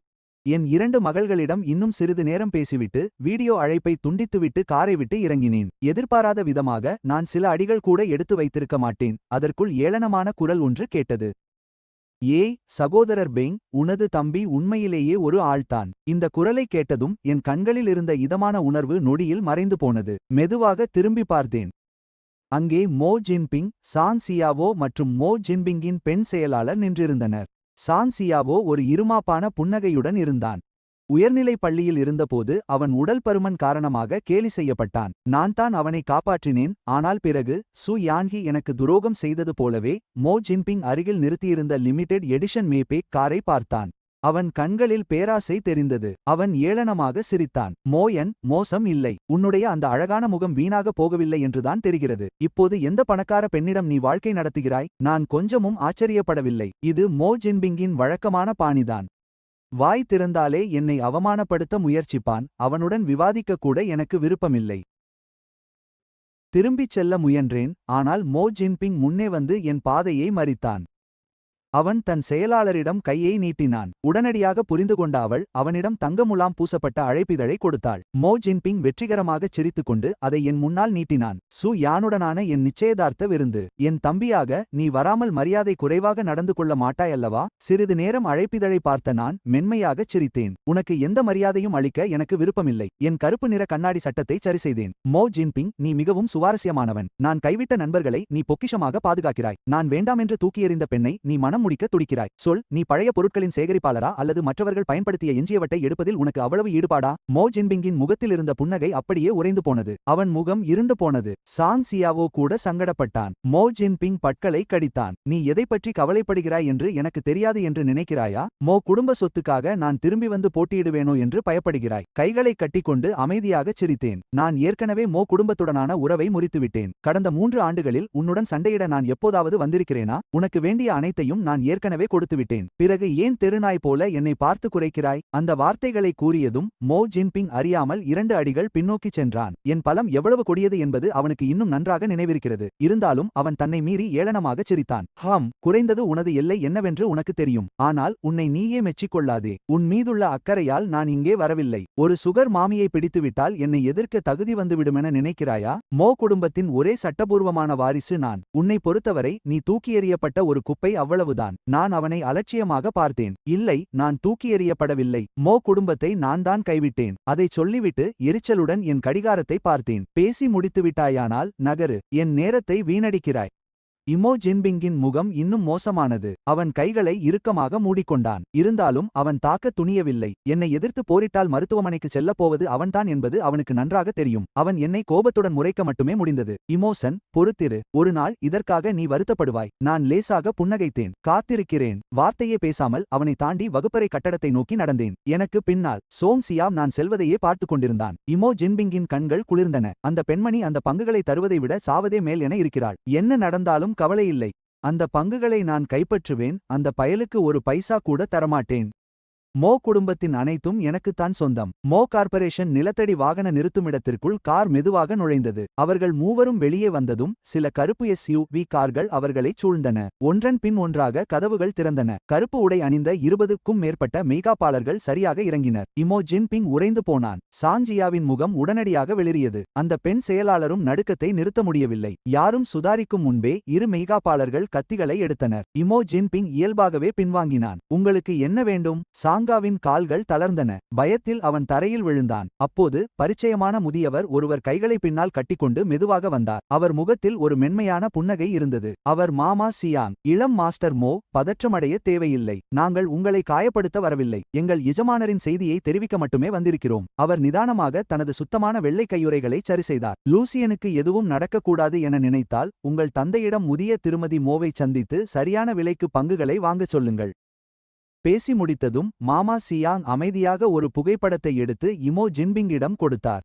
அந்த படத்தை பார்த்ததும் இமோ ஜின்பிங்கின் முகத்தில் இருந்த நிறமே போய்விட்டது. இமோ ஜின்பிங்கின் கண்கள் அதிர்ச்சியில் விரிந்தன. அவர் தலையில் ஒரு வாளி ஐஸ் தண்ணீர் கொட்டியது போன்ற உணர்வு ஏற்பட்டது. அவரது உடல் முழுவதுமாக உறைந்து போனது. மாமா ஜீன் மென்மையான புன்னகையுடன் அவரை பார்த்தார். இரட்டை மேற்கோள் குறி. இளம் மாஸ்டர் மோ, உங்களுக்கும் லுஜியானுக்கும் இடையே நடந்தது என்னவென்று சேர்மன் மோ கண்டுபிடித்தால் என்ன நடக்கும் என்று நினைக்கிறீர்கள்? அவர் தனது கைகளில் இருந்த வெள்ளை கையுறைகளை மெதுவாக இறுக்கினார். சேர்மன் மோகின்ஷானின் ஆளுமையின்படி அவர் உங்களை எல்லாவற்றிலிருந்தும் நீக்கும் வரை விடமாட்டார் என்று நினைக்கிறேன். மோ ஜின்பிங்கின் உதடுகள் நடுங்கின.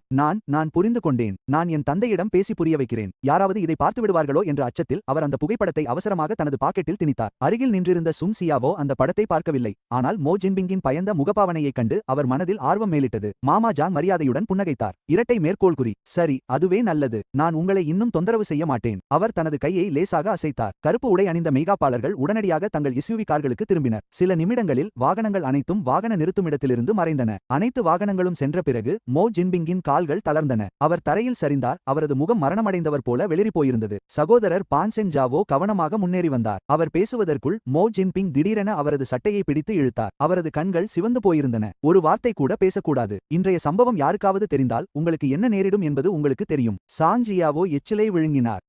நான் புரிந்து கொண்டேன். அதன் பிறகே மோ ஜின்பிங் அவரை விடுவித்தார்.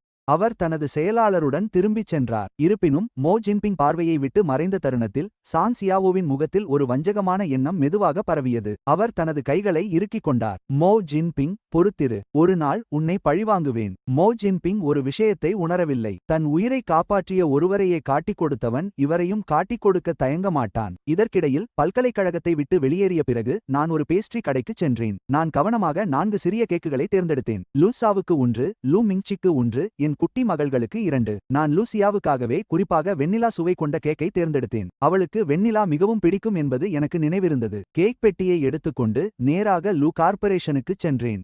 லூ கார்ப்பரேஷனின் மேல்தளத்தில் லிஃப்ட் விட்டு வெளியே வந்தவுடன் எனக்கு பரிச்சயமான 4 முகங்கள் வரவேற்றன. அப்பா!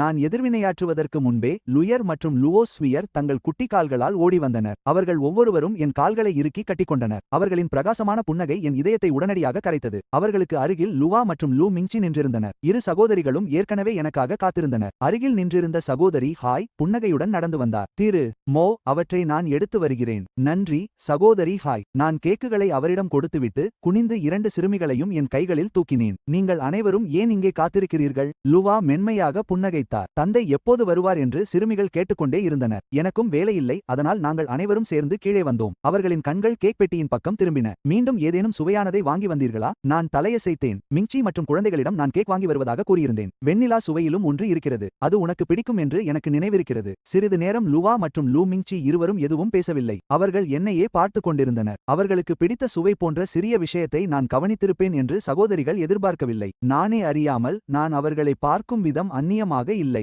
என் பார்வையில் கதகதப்பும் பாசமும் அமைதியான மென்மையும் ஒளிந்திருந்தது. லுவாவின் இதழ்கள் லேசாக புன்னகைத்தன. நாம் மேலே செல்வோம். நான் ஏற்கனவே ஒரு தனியார் உணவகத்தை முன்பதிவு செய்துள்ளேன். நான் பதிலளிக்கும் முன்பே லூ மிங்சி என் கைகளில் ஒன்றை கட்டிக்கொண்டாள். அண்ணா, சீக்கிரம் வாருங்கள். நான் கேக்கிற்காக காத்துக் கொண்டிருக்கிறேன். வேறு வழியின்றி புன்னகைத்தபடி 2 சிறுமிகளையும் சுமந்து கொண்டு லூ மிங்சி என்னை கூட்டிச் செல்ல அனுமதித்தேன். லுவாவின் அறிவுறுத்தலை கேட்டு சகோதரி ஹாய் ஏற்பாடு செய்ய தனது அலைபேசியை எடுத்தார். இரட்டை மேற்கோள் குறி. அண்ணா, சீக்கிரம் ஓய்வறைக்குச் செல்லுங்கள் என்று லூ மிங்சி வற்புறுத்தினாள். நான் அந்த கேக்கை சாப்பிட காத்துக் கொண்டிருக்கிறேன். வேறு வழியின்றி லூ மிங்சியும் என் மகள்களும் என்னை அவசரப்படுத்தினர். லுவா எங்கள் பக்கம் புன்னகைத்து ஓய்வறைக்குள் நுழைய, பின்னாலிருந்து சகோதரி ஹாய் இந்த ஐவர் குடும்பத்தை பார்த்தார். மகிழ்ச்சியும் அதே சமயம் இயலாமையும் அவருக்கு ஏற்பட்டது. லுவா சகோதரிகளின் அந்தஸ்து காரணமாக தலைநகரில் யாரும் அவர்களை வெளிப்படையாக விமர்சிக்க மாட்டார்கள். இரு சகோதரிகளும் ஒரே மனிதனை தேர்ந்தெடுத்தாலும் யாரும் அவர்களை தடுக்க முடியாது. ஆனால் இது எமோசியனுக்கு நியாயமாக இருக்குமா? அதை நினைத்து சகோதரி ஹாய் அமைதியாக பெருமூச்சு விட்டுவிட்டு அனைவருடனும் ஓய்வறைக்குள் சென்றார். நான் கேக்குகளை பிரித்துக் கொண்டிருக்க லுவா அமைதியாக என்னை பார்த்து கொண்டிருந்தார். அவரது வழக்கமான குளிர்ந்த கண்களில் லேசான கதகதப்பு தெரிந்தது. சிறிது நேரம் கழித்து அவர் திடீரென பேசினார். இன்று இரவு நாம் ஏன் வீட்டிற்கு செல்லக்கூடாது? நான் நிமிர்ந்து பார்த்தேன். நாளை மிங்சியும் நானும் வேலையில்லாமல் இருக்கிறோம். நாங்கள் குழந்தைகளை வெளியே விளையாட அழைத்துச் செல்ல திட்டமிட்டோம். அவர் ஒரு நொடி நிறுத்தினார். நீங்கள் பள்ளியிலிருந்து ஒரு நாள் விடுமுறை எடுக்க முடியுமா? சிறிது நேரம் யோசித்துவிட்டு என் கைபேசியை எடுத்தேன். இதில் எந்த பிரச்சனையும் இருக்காது. என் ஆலோசகருக்கு ஒரு செய்தி அனுப்பிவிடுகிறேன். நாளை முக்கியமான வேலை எதுவும் இருக்க வாய்ப்பில்லை. நான் ஒப்புக்கொண்ட தருணத்தில் லூ மிங்சியின் கண்கள் மின்னின. அற்புதம்! நான் ஒரு பிரசிடென்ஷியல் சூட்டை முன்பதிவு செய்கிறேன். நீங்களும் குழந்தைகளும் ஒரு அறையில் தங்கலாம். நானும் என் சகோதரியும் மற்றொரு அறையில் தங்கிக் கொள்கிறோம். அப்போது ஓய்வறை கதவு திறந்தது. சகோதரி ஹை சில பானங்களுடன் உள்ளே வந்தார். என் பதிலை கேட்டதும் அவரது முகத்தில் ஒருவித குழப்பம் தெரிந்தது. அவர் இயல்பாகவே லூசியாவிடம் ஒரு பார்வை பார்த்தார். இருவரின் கண்களும் சந்தித்தன. சிறு கணம் ஏதோ ஒன்றை புரிந்து கொண்டார் சகோதரி ஹை. அவர் அமைதியாக பானங்களை மேசையின் மீது வைத்தார். எதையும் பேசாமல். லூசியா அவரை அமைதியாக பார்த்தார். சகோதரி ஹை, கடைசியாக நாம் வாங்கிய அந்த ரெட் ஒயின் பாட்டிலை கொண்டு வாருங்கள். சகோதரி ஹை அப்படியே உறைந்து நின்றார். அவர் மீண்டும் லூசியாவை பார்த்து ஊர்ஜிதம் செய்ய மௌனமாக வினவினார். லூசியா தலையை மட்டும் அசைத்தார். சிறிய தயக்கத்திற்கு பிறகு சகோதரி ஹை தலையை குனிந்து கொண்டார். சரிங்க, மூத்த எஜமானி. அவர் அமைதியாக அறையை விட்டு வெளியேறினார். அவர் செல்வதை பார்த்துவிட்டு ஆர்வத்துடன் கேட்டேன், எதற்கு ஒயின்? குழந்தைகள் இங்கே இருக்கிறார்கள். லூ மிங்ஷி புன்னகைத்தபடி ஒரு துண்டு வேகியு இறைச்சியை என் தட்டில் வைத்தார். கவலைப்படாதீர்கள் சகோதரரே, அது கொஞ்சம்தான். நானும் என் சகோதரியும் சமீபமாக வேலைப்பளுவில் இருக்கிறோம். ஒரு கிளாஸ் ஒயின் எங்களுக்கு தளர்வை தரும். இருவருக்கும் எந்த கவலையும் இல்லை என்று தெரிந்ததும் நான் அதை பெரிதாக எடுத்துக்கொள்ளவில்லை. நான் தலையை அசைத்துவிட்டு என் மகள்களுடன் உணவை தொடர்ந்தேன். உணவுக்குப் பிறகு சகோதரி அந்த ரெட் ஒயின் பாட்டிலுடன் திரும்பினார். நான் கொண்டு வந்திருந்த மீதமுள்ள கேக்குகளையும் அவர் எடுத்து வைத்தார். அதன்பின் நாங்கள் அனைவரும் லோ கார்ப்பரேஷனிலிருந்து கிளம்பினோம். காரில் நான் ஓட்டுநர் இருக்கையில் அமர்ந்தேன். அந்த இரண்டு குட்டிச் சிறுமிகளும் லூசியா மற்றும் லூ மிங்ஷிக்கு நடுவே பின் இருக்கையில் மகிழ்ச்சியாக அமர்ந்தனர். லூ மிங்ஷி ஹோட்டலின் இருப்பிடத்தை எனக்கு அனுப்பினார். அதிக தூரம் இல்லை. சுமார் 20 நிமிடங்களுக்குப் பிறகு நாங்கள் அங்கு சென்றடைந்தோம். அந்த பிரசிடென்ஷியல் ஷூட் மிகவும் பிரம்மாண்டமாக இருந்தது. அதில் 2 படுக்கை அறைகள், விசாலமான வரவேற்பறை மற்றும் நகரத்தின் அழகிய இரவு காட்சி தெரிந்தது. இதுவரை குழந்தைகள் இவ்வளவு பெரிய ஹோட்டலில் தங்கியதில்லை. உள்ளே நுழைந்ததும் அவர்கள் உற்சாகமாக அங்குமிங்கும் ஓடத் தொடங்கினர். பார்க்கவே எவ்வளவு பெரியதாக இருக்கிறது. அவர்களுக்கு பின்னால் சென்றபடி நான் புன்னகைத்தேன். மெதுவாகச் செல்லுங்கள், விழுந்துவிட போகிறீர்கள். அந்த சகோதரிகள் கதவருகே அமைதியாக நின்று நான் குழந்தைகளுடன் விளையாடுவதை பார்த்தனர். இருவருமே எதுவும் பேசவில்லை. அவர்கள் தங்களுக்கு முன்னால் இருந்த அந்த அன்பின் தருணத்தை ரசித்தனர். சுமார் 1 மணி நேரம் விளையாடிய பிறகு அந்த 2 சிறுமிகளுக்கும் தூக்கம் வந்துவிட்டது. நான் அவர்களை ஒவ்வொன்றாக குளியலறைக்கு தூக்கிச் சென்று சுத்தம் செய்தேன். லூசியாவும் லூ மிங்ஷியும் ஏற்கனவே எல்லாவற்றையும் தயார் செய்திருந்தனர். குழந்தைகளுக்கான புதிய பைஜாமாக்கள் கூட முன்னதாகவே வந்து சேர்ந்திருந்தன. உடையை மாற்றிய பிறகு சிறுமிகள் படுக்கைக்கு சென்றனர். நிமிடங்களுக்குள் அந்த 2 குட்டி தேவதைகளும் தூங்கிவிட்டனர். அவர்களின் அமைதியான உறக்கத்தை பார்த்ததும் என் முகத்தில் புன்னகை அரும்பியது. அப்போது லுயா 2 கிளாஸ் ரெட் ஒயினுடன் அங்கே வந்தாள். அவள் ஒன்றை என்னிடம் கொடுத்தாள். பணம் ஏற்கனவே உங்கள் கணக்கிற்கு மாற்றப்பட்டுவிட்டது. வாழ்த்துகள். இது பெரும்பாலும் அதிர்ஷ்டம்தான். நீயும் மிங்சியும் எனக்கு உதவாமல் இருந்திருந்தால் நான் வெற்றி பெற்றிருக்க முடியாது. லுயா மென்மையாக தலையசைத்தாள். தயாராக இருப்பவர்களுக்கு மட்டுமே அதிர்ஷ்டம் வரும். அவள் தன் ஒயின் கிளாஸை என்னை நோக்கி உயர்த்தினாள். அதனால் இதை ஒரு கொண்டாட்டமாக கருதுவோம். அவளுடைய உண்மையான புன்னகையை பார்த்து நான் அதிகம் யோசிக்கவில்லை. நான் லேசாக என் கிளாஸை அவளுடைய கிளாஸுடன் முட்டினேன். சியர்ஸ். பிறகு நான் அந்த கிளாஸில் இருந்ததை ஒரே மூச்சில் குடித்தேன். குடித்த அடுத்த நொடியே என் முகம் லேசாகச் சுருங்கியது. ஒயின் சற்று கசப்பாக இருந்தது. இங்கே வாருங்கள். மிங்சியும் நானும் உங்களிடம் சில விஷயங்களைச் சொல்ல வேண்டும். அதை கேட்டதும் நான் எதையும் சந்தேகிக்காமல் லுயாவுடன் அவர்களின் அறைக்குச் சென்றேன். ஆனால் உள்ளே நுழைந்ததும் தலை சுற்றுவது போல் உணர்ந்து தள்ளாடினேன். அண்ணா, நீங்கள் நலமா? லூ மிங்சி என்னை தாங்கி பிடிக்க ஓடிவந்தாள். ஒரே கிளாஸில் எப்படி இவ்வளவு மயக்கம் வந்தது? நான் நலமாகத்தான் இருக்கிறேன். நான் சொல்லி முடிப்பதற்குள் என் உடல் லூ மிங்சியின் மீது சரிந்தது. என் 6 அடி உயரம் கொண்ட உடல் அவள் மீது அழுத்தியது. லுயா உதவாமல் இருந்திருந்தால் லூ மிங்சியால் என்னை தாங்கியிருக்க முடியாது. 2 சகோதரிகளும் சேர்ந்து என்னை படுக்கையில் கிடத்தினர். அப்போது லூ மிங்சியின் கண்களில் இருந்த வெறி அப்பட்டமாக தெரிந்தது. அவள் உதடுகளின் ஓரத்தில் ஒருவிதமான வக்கிரமான புன்னகை தவழ்ந்தது. இரட்டை மேற்கோள்குறி. அண்ணா, நீங்கள் இன்னும் ஏன் இவ்வளவு கவனக்குறைவாக இருக்கிறீர்கள்? முதலில் குழந்தைகளை அடுத்த அறைக்கு அழைத்துச் செல். வேலைக்காரர் ஏற்கனவே காத்திருக்கிறார். லுயா என் கன்னத்தை மென்மையாக தடவினாள். ஆனால் அவள் கண்களில் இருந்த ஆக்கிரமிப்பு வெறி மிகவும் பயங்கரமாக இருந்தது. இதற்கிடையில் சூ குடும்பத்தின் வில்லாவில் மிஸ் நிச்சயதார்த்த ஏற்பாடுகளை மீண்டும் உறுதிப்படுத்த வேண்டுமா? ஆனால் நீண்ட நேரம் எந்த பதிலும் வரவில்லை. தேவையில்லை, எதையாவது செய்யுங்கள். சு என்றானின் குரல் சற்று கரகரப்பாக இருந்தது. போனை கையில் பிடித்தபடி அவள் திரும்பி மாடிக்குச் சென்றாள். இன்னும் எமோ குடும்ப விருந்தினர் பட்டியலில் இளம் பிரபு எமோவின் பெயர் இல்லை. இதை கேட்ட பட்லர் தலையசைத்தார். இரட்டை மேற்கோள்குறி. சரி, மிஸ். நான் கேபிடல் பல்கலைக்கழகத்திற்கு அழைப்பிதழ் அனுப்ப ஆள் அனுப்பவா? தேவையில்லை. சு என்றான் தனது அறைக்கு திரும்பினாள். கதவை மூடியதும் தன் மொத்த பலமும் இழந்தது போல் அவள் சரிந்தாள். அவள் தூய்மையான வெள்ளை நிற கதவை சாய்த்துக்கொண்டு மெதுவாக தரையில் அமர்ந்தாள். எப்படி இப்படி ஆனது? திடீரென்று அவள் அணிந்திருந்த வளையலை தொட்டாள். அந்த நொடியில் சு யான் ரானின் சோகமான கண்களில் ஒரு ஒளி தோன்றியது. எம்மோஷன். அவர் இதயமற்றவர் அல்ல. நான் மன்னிப்பு கேட்டால் அவர் நிச்சயமாக என்னை மன்னித்து விடுவார். தனது கடைசி வாய்ப்பை பிடிப்பது போல அவள் பதற்றத்துடன் தனது கைப்பையை தேடினாள். சீக்கிரம் அவள் ஒரு புதிய சிம் கார்டை கண்டுபிடித்தாள். ஏனென்றால் அவளுடைய முந்தைய அனைத்து எண்களையும் நான் தடுத்துவிட்டேன். என்னை தொடர்பு கொள்ள இதுவே அவளது ஒரே வழி. நடுங்கும் கைகளால் அவள் சிம் கார்டை தனது தொலைபேசியில் செருகினாள். அவளது விரல் அழைப்பு பொத்தானின் மீது தயங்கியது. இறுதியாக அவள் அதை அழுத்தினாள். தொலைபேசி ஒருமுறை, இருமுறை, 3 முறை ஒலித்தது. ஒவ்வொரு மணியோசையும் அவளது இதய துடிப்பை அதிகரித்தது. அழைப்பு துண்டிக்கப்படும் தருவாயில் யாரோ பதிலளித்தார்கள். ஆனால் என் குரலுக்கு பதிலாக ஒரு பெண்ணின் மென்மையான, சோம்பேறியான குரலை கேட்டாள். ஹலோ, யார் இது? சு யான் ரான் உறைந்து போனாள். அவளது முகம் உடனடியாக வெளிரிப்போனது. அவளால் தன் காதுகளை நம்ப முடியவில்லை. நீ யார்? இந்த போனின் உரிமையாளர் எங்கே? சிறிது நேரம் மௌனம் நிலவியது. பிறகு மறுமுனையில் இருந்த பெண் மென்மையாகச் சிரித்தாள். ஓ, இது சு யான் ரானா?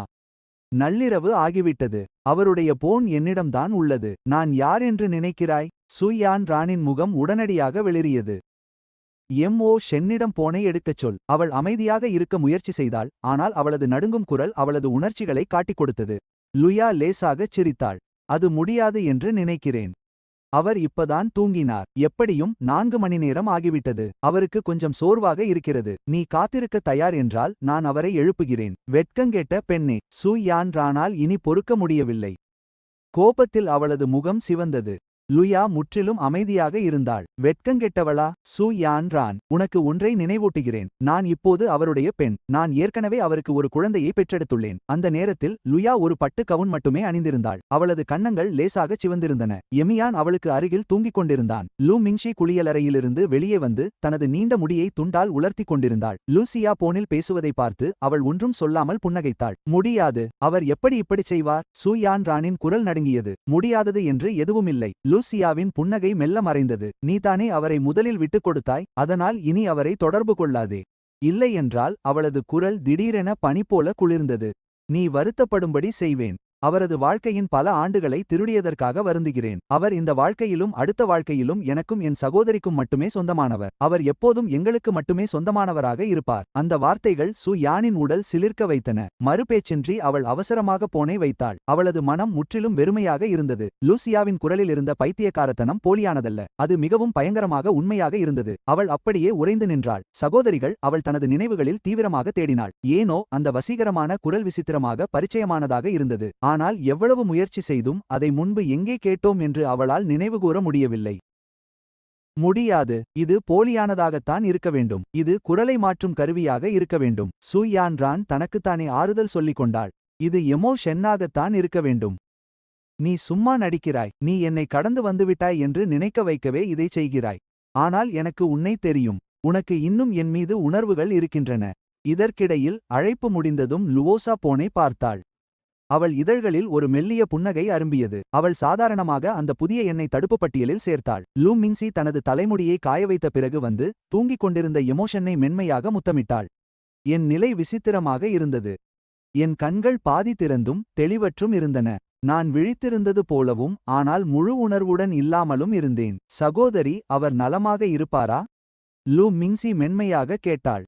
லூசியா அவளை பார்த்தாள். இப்போது உனக்கு கவலையா? நீ கவலைப்படுவதை நான் இப்பதான் பார்க்கிறேன். லூ மிங்சி உதட்டை பிதுக்கினாள், ஆனால் வாதிடவில்லை. லூசியா மென்மையாக என் கன்னத்தை வருடினாள். கவலைப்படாதே. 1 அல்லது 2 முறையால் எந்த பிரச்சனையும் வராது. இந்த மருந்து அவரது உணர்வின் ஒரு சிறிய பகுதியை மட்டுமே விழித்திருக்கச் செய்யும். பெரும்பாலும் அவர் இன்னும் அரைமயக்க நிலையிலேயே இருப்பார். நீ வற்புறுத்தவில்லை என்றால் நான் இதை பயன்படுத்தியிருக்க மாட்டேன். அவளை புறக்கணித்துவிட்டு லூசியா என் கழுத்தைச் சுற்றி கொண்டாள். என்னை முத்தமிடு எமோஷன். கட்டளைக்கு கீழ்ப்படியும் பொம்மையைப் போல நான் மெதுவாக முன்னோக்கிச் சென்று லுவாவை முத்தமிட்டேன். நான் ஒரு விசித்திரமான கனவுக்குள் சிக்கியிருப்பதாக உணர்ந்தேன். அந்த கனவில் நான் 2 அழகான பெண் அரக்கர்களால் பிடிக்கப்பட்டிருந்தேன். மெதுவாக அது பயமாக தெரியவில்லை. மாறாக அவர்களின் கிசுகிசுப்புகள் என் காதுகளில் இடைவிடாமல் ஒலித்தன. நீங்கள் எங்களுக்குச் சொந்தமானவர். நீங்கள் நேசிக்கும் நபர்கள் எப்போதும் நாங்களாகவே இருப்போம். அதனால் பயப்படாதீர்கள். நாங்கள் உங்களை என்றென்றும் நேசிப்போம். நான் உன்னை மட்டுமே நேசிப்பேன். நான் மிகவும் சோர்வாக உணர்ந்தேன். எதிர்க்க முடியாத அளவு சோர்வாக இருந்தது. ஒவ்வொரு கிசுகிசுப்பும் என்னை ஆழமாக மூழ்கத் தூண்டியது. மெதுவாக அது பயமாக தெரியவில்லை. மாறாக அது விசித்திரமான ஆறுதலை தந்தது. தூங்கு எமோஷன். லுவா மென்மையாக என் கன்னத்தில் முத்தமிட்டாள். நாளை நீ விழிக்கும்போது இது எதையும் நீ நினைவில் வைத்திருக்க மாட்டாய். ஆனால் அது பரவாயில்லை. நான் உன்னை விரும்ப வைப்பேன். நீ எங்களை விட்டு ஒருபோதும் வெளியேற முடியாதபடி நான் பார்த்துக்கொள்வேன். மறுநாள் காலையில் நான் எழுந்தபோது உடல் முழுவதும் வலித்தது. என் தோள்களிலும் ஒருவித மந்தமான வலி இருந்தது. நான் ஏன் இங்கே தூங்குகிறேன்? அறையின் அலங்காரத்தை பார்த்து நான் சற்று ஆச்சரியப்பட்டேன். இது லூசியா மற்றும் லூ மங்கி தங்கியிருக்கும் அறையாக இருக்க வேண்டும். நீ விழித்துக் கொண்டாயா? அந்த நேரத்தில் லூசியா ஒரு கிளாஸ் பாலுடன் உள்ளே வந்து படுக்கையின் ஓரத்தில் அமர்ந்து மன்னிப்பு கலந்த முகத்துடன் கூறினார். எமியன், என்னை மன்னித்துவிடு. சமீபகாலமாக வேலையில் அதிக அழுத்தம் இருப்பதால் எனக்கு சரியாக தூக்கம் வரவில்லை. நேற்று மதுவில் சிறிது தூக்க மருந்தை சேர்த்தேன், ஆனால் முதல் முறை என்பதால் சரியான அளவு தெரியவில்லை. இதை கேட்டு நான் லூசியாவை குழப்பத்துடன் பார்த்தேன். இதில் ஏதோ ஒன்று சரியாக தெரியவில்லை. யாராவது மதுவில் மருந்து சேர்ப்பார்களா? லூசியா இதை எதிர்பார்த்தது போல படுக்கையோர மேஜையைச் சுட்டிக்காட்டி, நீயே பார். நான் பொய் சொல்லவில்லை என்றார். அதை பார்த்ததும் அவர் காட்டிய திசையில் நான் பார்த்தேன். உண்மையிலேயே அங்கே ஒரு பெட்டி தூக்க மருந்துகள் இருந்தன. இருந்தாலும் எனக்கு முழுமையாக நம்ப முடியவில்லை. நீ எவ்வளவு சேர்த்தாய்? நேற்று இரவு என்ன நடந்தது என்று நான் தீவிரமாக யோசித்தேன், ஆனால் ஒன்றும் நினைவுக்கு வரவில்லை. இந்த நேரத்தில் லூசியா என்னிடம் பாலை கொடுத்து, மின்கியும் நானும் உன்னை இன்னும் 2 கிளாஸ் குடிக்கச் சொன்னோம், அதனால்தான். பிறகு நீ இங்கேயே தூங்கிவிட்டாய். மங்கியும் நானும் குழந்தை குழந்தைகளுடன் தூங்கச் சென்றோம் என்றார். இதை கேட்டதும் லூசியாவின் கண்களுக்கு கீழே கருவளையங்களை கவனித்தேன். என் மனம் வலிக்கத் தொடங்கியது. இரட்டை மேற்கோள்குறி. நானோ அல்லது ஷுயரோ உங்களை தொந்தரவு செய்தோமா என்று கேட்டேன். பரவாயில்லை. குழந்தைகள் மிகவும் அமைதியாக இருந்தார்கள். இருந்தாலும் நேற்று நாங்கள் நால்வரும் நெருக்கமாக படுத்திருந்தது அவ்வளவு சௌகரியமாக இல்லை. லூசியா மென்மையாகச் சிரித்தார். உண்மையில் நான் உன்னை கவனிக்க அங்கேயே இருக்க விரும்பினேன். ஆனால் நீ எப்போதும் எங்களை தள்ளி வைக்கிறாய். அது அப்படி இல்லை. லூசியா திடீரென என் உதட்டின் மீது கையை வைத்தார். அந்த திடீர் நெருக்கம் என் முகத்தை சிவக்க வைத்தது. ஆரம்பத்தில் நடந்தது உனக்கு விருப்பமில்லாமல் நடந்தது என்று எனக்கு தெரியும். நீ எப்போதும் குற்ற உணர்ச்சியில் இருக்கிறாய். லூசியா மெதுவாக தன் கையை எடுத்துக்கொண்டார். அதற்கு மேல் என் சகோதரிக்கும் உன்னை பிடிக்கும் என்பது உனக்கு தெரியும். அவளுக்கும் எனக்கும் உன்னால் குழந்தைகள் பிறந்திருக்கிறார்கள். யாரை தேர்ந்தெடுப்பது என்று உனக்கு தெரிவது கடினம் என்பது எனக்கு புரிகிறது. பிறகு லூசியா என்னிடம் பாலை கொடுத்துவிட்டு புன்னகைத்தார். எழுந்து நின்று, பரவாயில்லை, நான் காத்திருக்க முடியும். மங்கியாலும் காத்திருக்க முடியும். பாலை குடித்துவிட்டு எழுந்திரு. நேரம் மதியமாகிவிட்டது. நான் ஒரு நல்ல ஜப்பானிய உணவகத்தில் முன்பதிவு செய்திருக்கிறேன். குழந்தைகள் விரைவில் உங்களை தேடி வருவார்கள். இதை கேட்டதும் என் இதழ்கள் நடுங்கின. ஆனால் ஆரம்பத்தில் என்ன நடந்தது என்பதைப் பற்றி என்னால் ஒன்றும் சொல்ல முடியவில்லை. ஏதோ சரியாக இல்லை என்று எனக்கு எப்போதும் தோன்றியது. ஆனால் இது லோ சகோதரிகளின் சதி என்று நான் ஒருபோதும் நினைக்கவில்லை. நீண்ட காலமாக ஒன்றாக இருந்ததால் அந்த இரு சகோதரிகளின் ஆதரவை என்னால் உணர முடிந்தது. இது படிப்படியாக எனக்கு அவர்கள் மீது ஒரு பற்றை ஏற்படுத்தியது. போவதா அல்லது தங்குவதா, லுயா அல்லது லூமுன்சி, நான் என்ன செய்வது என்று தெரியாமல் இருந்தேன். இரண்டு பேரும் எனக்கு ஏன் கிடைக்கக்கூடாது? திடீரென்று என் மனதில் ஒரு எண்ணம் தோன்றியது. ஆனால் உடனடியாக என்னையே நான் நொந்து கொண்டேன். நான் யார் என்று என்னை நினைத்துக் கொண்டிருக்கிறேன்? அவர்களில் ஒருவருக்கு கூட நான் தகுதியானவன் இல்லை. அப்படி இருக்கையில் இரு சகோதரிகளும் ஒரே கணவனை பகிர்ந்து கொள்வது பற்றி கற்பனை செய்கிறேன். பிறகு அந்த நடைமுறைக்கு ஒவ்வாத எண்ணங்களை உடனடியாக தவிர்த்தேன். திரும்பி அந்த இரு சகோதரிகளுடன் ஒரு ஜப்பானிய உணவகத்திற்கு சென்றேன். அண்ணே, கடைசி முறை நீ என்னுடன் ஜப்பானிய உணவை சாப்பிட்டது நினைவிருக்கிறதா? உனக்கு பிடித்தது அந்த கிரவுன் மெலன் தானே? லூமுன்சி சிரித்துக்கொண்டு எனக்கு வேகியு மாட்டிறைச்சியை எடுத்து வைத்தாள். நான் ஏற்கனவே இந்த இடத்தில் முன்பதிவு செய்துவிட்டேன். இது மிகவும் புத்துணர்ச்சியானது. அதைக் கேட்டு நான் தலைகுனிந்து சாப்பிட ஆரம்பித்தேன். நிமிர்ந்து பார்க்க தைரியம் வரவில்லை. அதே நேரத்தில் லுயர் தனது தந்தையை ஆச்சரியத்துடன் பார்த்தாள். அப்பா, ஏன் உன் முகம் இவ்வளவு சிவப்பாக இருக்கிறது?